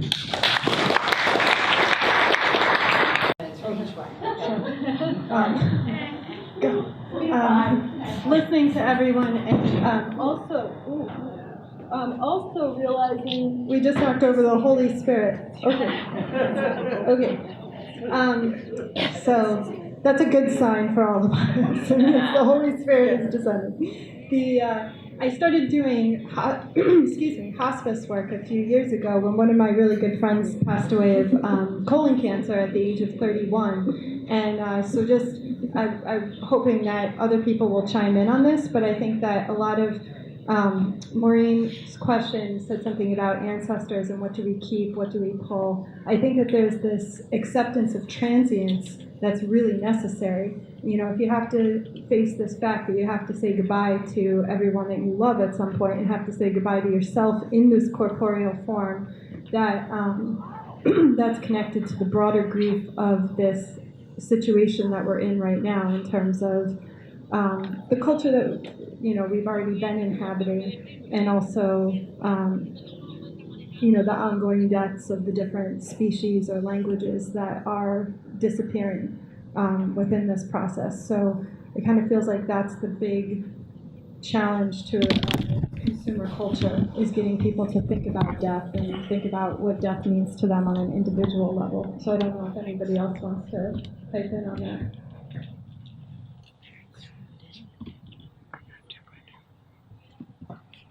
On the ancestors, my most recent work has been to look at white supremacy and doing that from poetry and trying to look at ancestry.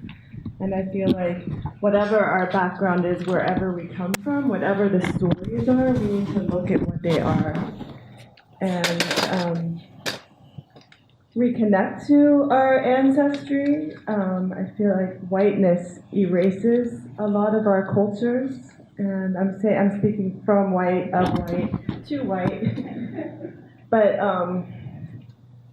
in the same way that other cultures have held this connection to their ancestors, it recently occurred to me 2 years back that I don't really have that relationship to my ancestors, and I think that some of our cultures have lost it. And it's not just Native Americans that have a relationship to their ancestors, it's people all over the world.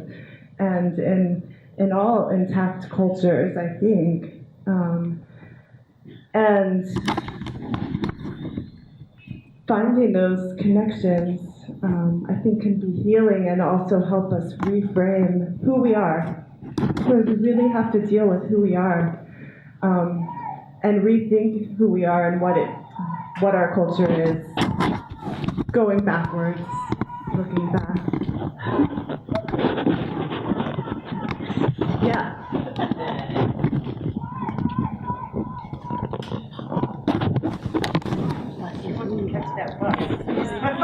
She got it. Don't want to miss the bus. Okay, stop the bus.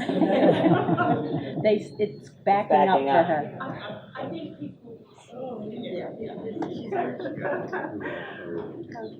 Well, you're speaking about ancestors made me want to tell a story.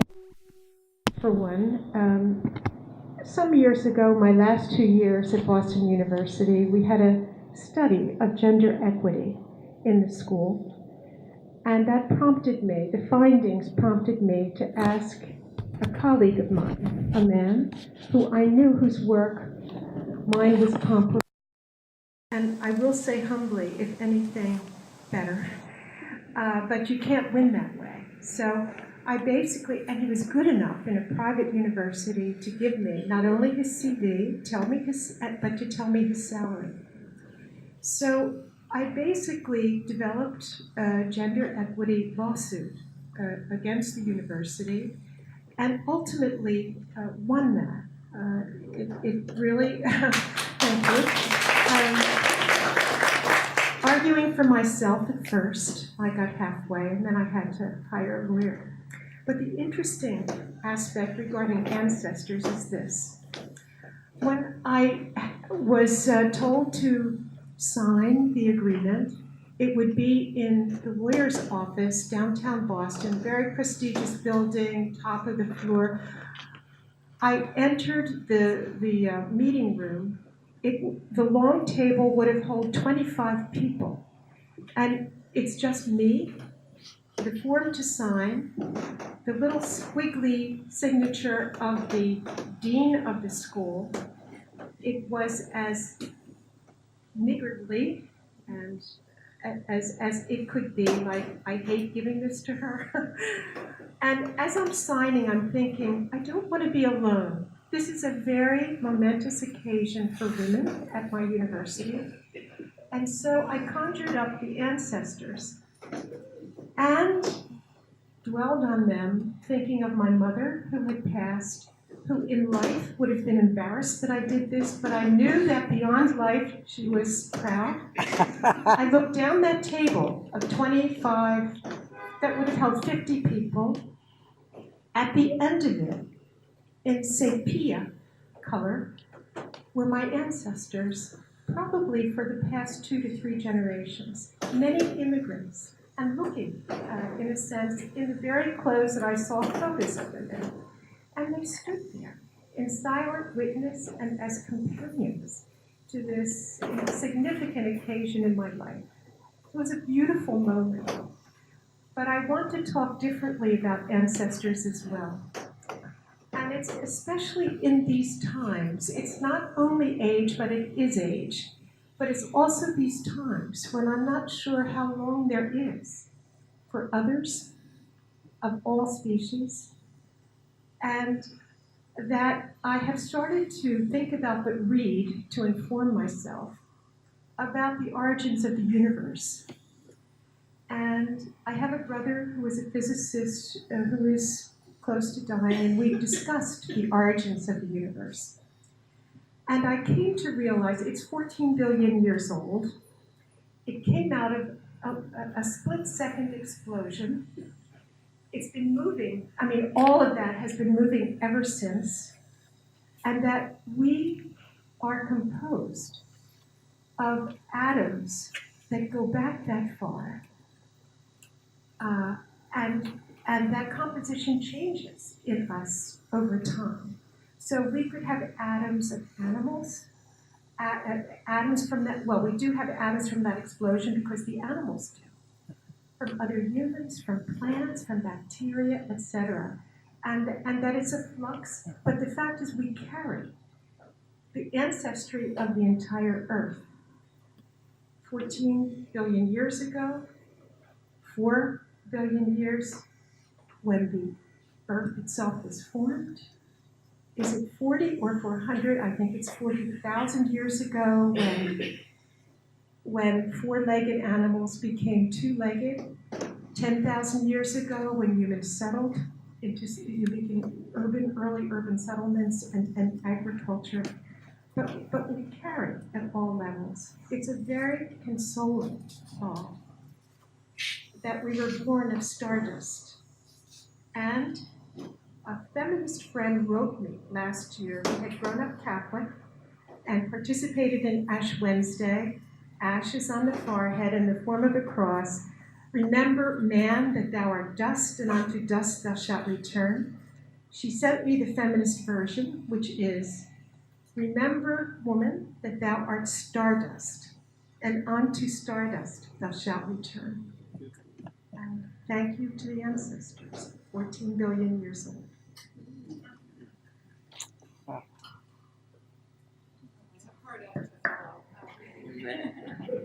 I won't follow it, but I will. So I have the great honor and pleasure of being an underpaid, overworked adjunct at John Jay College of Criminal Justice in New York City. And in 2 weeks from now, I'll walk into, I started teaching theater there. I still teach theater and justice, but I also am part of the interdisciplinary environmental justice program.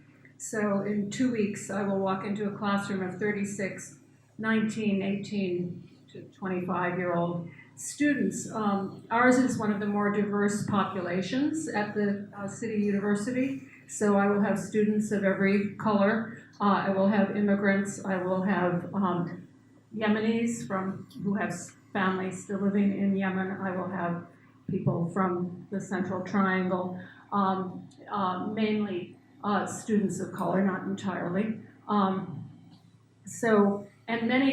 For many of these students, they're the first generation of their families to go to college. They're often the survivors. They have friends in jail. They have friends who have been shot. They know people who are addicted. They come through those neighborhoods to get to John Jay, which is 2 blocks away from Lincoln Center. It's like apartheid.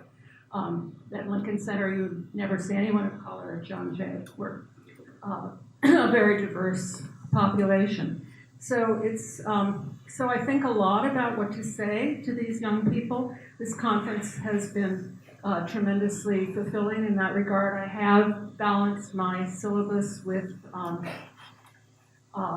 art and science and politics. I use drawdown at the end of the term to give them ideas of what to do. They can also write their own plays, their own poems. They can do their own, one tries to teach a lot of facts and content, but I also start with the meta moment that I used in the writing workshop here, which is from Thomas Berry's book, The Great Work, and ask them to recall their moment in nature, which often for all of us happens when we're young, and even for city kids can happen. And a lot of my students have family who still live in rural places who they visit. So they start immediately with their connection to nature, trying to, and that is a sustaining part. And then I do what do you eat and why, and we and talk about food and eating less meat, etc. There's a lot of illness, asthma, diabetes, family members who are ill, family members who have serious illnesses who at too young an age because of the health system in this country and because of what, the lives that people lead. It's both a tremendous challenge and a tremendous privilege to be working with these students. So I look forward to taking what I've learned here and the sustenance that I've gotten here into the classroom with them. The other thing I wanted to say, and it has to do with death, and it also has to do with women and ancestors, I think. My new play, which I'll be reading tonight from Extreme Weather, WHETHER, which is the previous play. The new play, Other Than We, is going to open in a world premiere at La Mama in November. And this play is set after the climate catastrophe, when the few survivors are living in a hermetically sealed dome. And from this place, three young scientists and an elder linguist decide to escape the dome and make their way through the exiles who are living outside the dome and find a place that is partially, you can kind of survive there. And they do that because they're birthing a new species. And the two women are pregnant with what they're not quite sure, creature, post-Homo sapien. It's very important. The nurturing is as important as the manipulation and as the birthing is the nurturing. And so that's the story of Other Than We. I won't tell you the end. Whether or not they succeed, you'll have to come and see the play. Most of my ancestors in the United States came from Ireland during the potato famine. And of course, the potato famine was not an act of God. It was a political and economic, decision by England. And that's sort of the same situation we face with climate change. This is a man-made political, economic decision, and what are we going to do about it? And the second ancestors, of course, hopefully, we are going to be the ancestors for somebody else. And I often think about, what would my child or my grandchild or grandchildren, if they ask, well, what did great-great-grandpa and grandma do when they were the last generation that could have taken action to avoid catastrophic climate change? I want to say, well, they tried pretty hard. And then the last, sort of short thing is, I always think about, what if we're wrong? What if we overstated what's going to happen with climate change? We'll have created a world based on wind and solar power. We'll have eliminated all the people who die from air pollution from fossil fuels. We'll have lowered utility bills significantly compared to being on fossil fuels. We'll have created tens of millions of new jobs. We've created a better world for people. That's if we're wrong. And if we're right, and nothing is done, then in fact, we're looking at the possibility of, the extinction of the human species. So that's my message.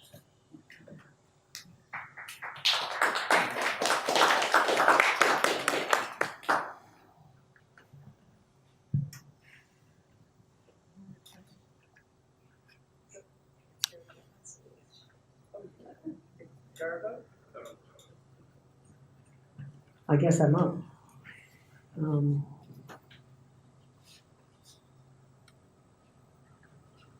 This is an interesting setting. I'm used to circles.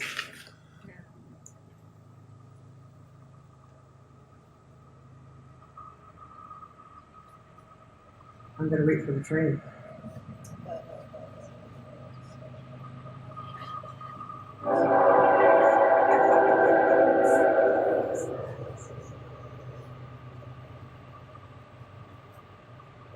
So when I think of the ancestors, I just lifted my head and I see the medicine wheel.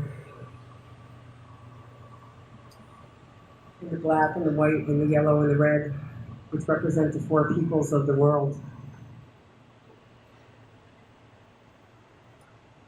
And I know that we sit on that medicine wheel, the two-legged, the surface walkers. We're not in the center of that medicine wheel. And something happened in the heart of the two-legged. And I believe that's why we're here, facing the sixth extinction. And the earth knows it, that Unchi Maka, that Unchi Hanwi, the moon, that we're Chapi, that star nation where we all come from. The one-legged, those beautiful trees with the reciprocity of our breath. And the Tunka Oyate, that rock nation, that was the first being here on earth. The Miniwachoni, the waters, the living beings. And so when I think of the ancestors and, what do I need to leave and what do I need to take? Is that the question?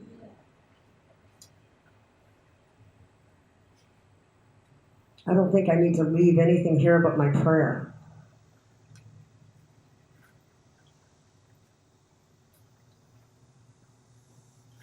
And all else I need to take is your love. And my responsibility when I go back to that magnet school next week, and then with the pre-K through grade 5, 50% of our population is from the city of Hartford. And so the other 50% of our student body is from the suburbs. And so it is a very diverse, and when I've been at this particular school for 19 years, and when I see the rage in those young children, and I hear about the medications that these young children are on, that means I've fallen short. Do I go to visit, my ancestors' graves? Yes. And that can be anywhere on earth if I can't make it to the spot of that funeral place where we put them in cement vaults and in wooden boxes. We used to just give our bodies back to the earth. And now we put them away in cement vaults. But if I'm not visiting my ancestors, which means I can go anywhere on this earth and I can talk to my ancestors. This earth, this Unchi Maka, holds the bones of all of our ancestors.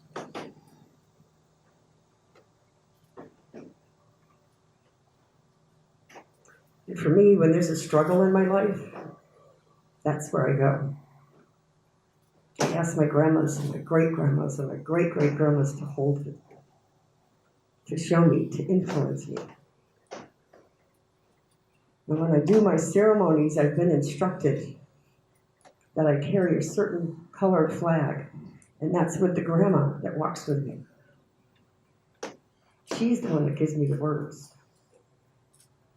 You know, and I think for me, it's about returning, you know, and I'd like to say thank you very much to the sacred masculine that is here.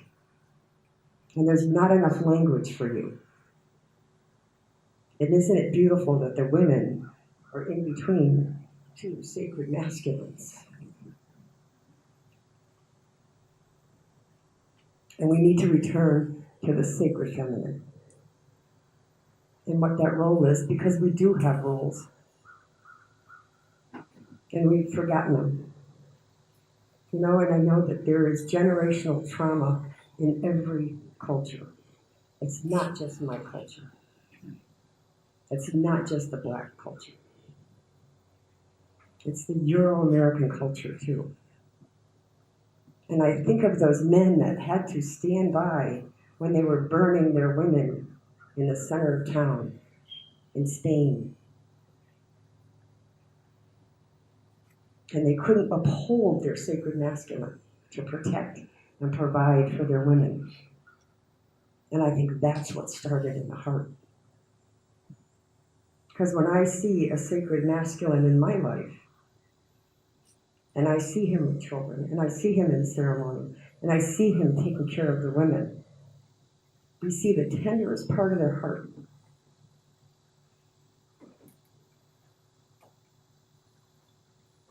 And something happened in the heart. And so for me, every time I see a male, I look for that sacred masculine. Because as women, we're powerful.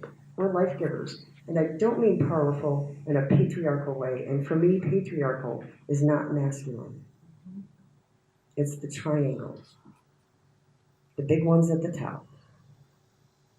And for me, it's about getting back to the hoop. It's about getting back to that sacred life of hoop. That sacred life of hoop. That makes absolutely no sense. But the sacred hoop, the sacred circle.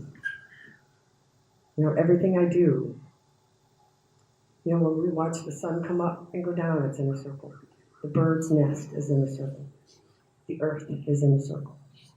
That's why I have a hard time with this, people looking at the back of each other's heads. So turn around and look at the person behind you. Look them in the eyes. Oh, it's another back of the head. So I guess for me, I'm going to go back to what I'm going to take away from here is your love. Because I know all of you came here because there's love in your heart for the earth.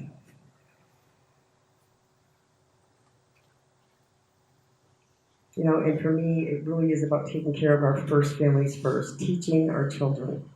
Whether a woman has a child from her womb or not, we are here to take care of the children. And may my suffering go to the future generations of all beings, not just two-leggeds.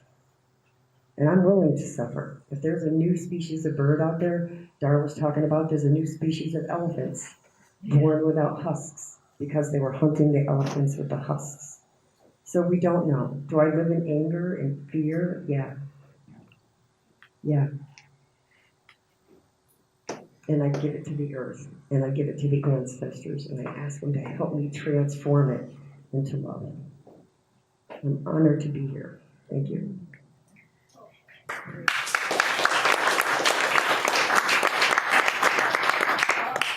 There are no words sufficient, I think, on all of our parts to thank all of you for what you've given us over the last 2 days.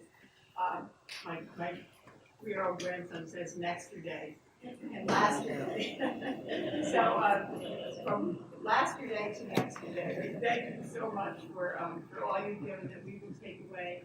And I would like to join everybody.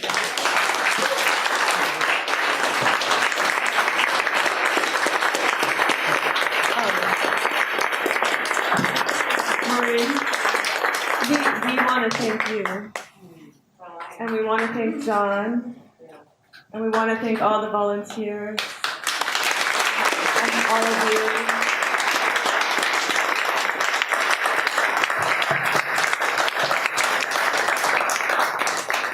and Father Tim and this location and our ancestors. Thank you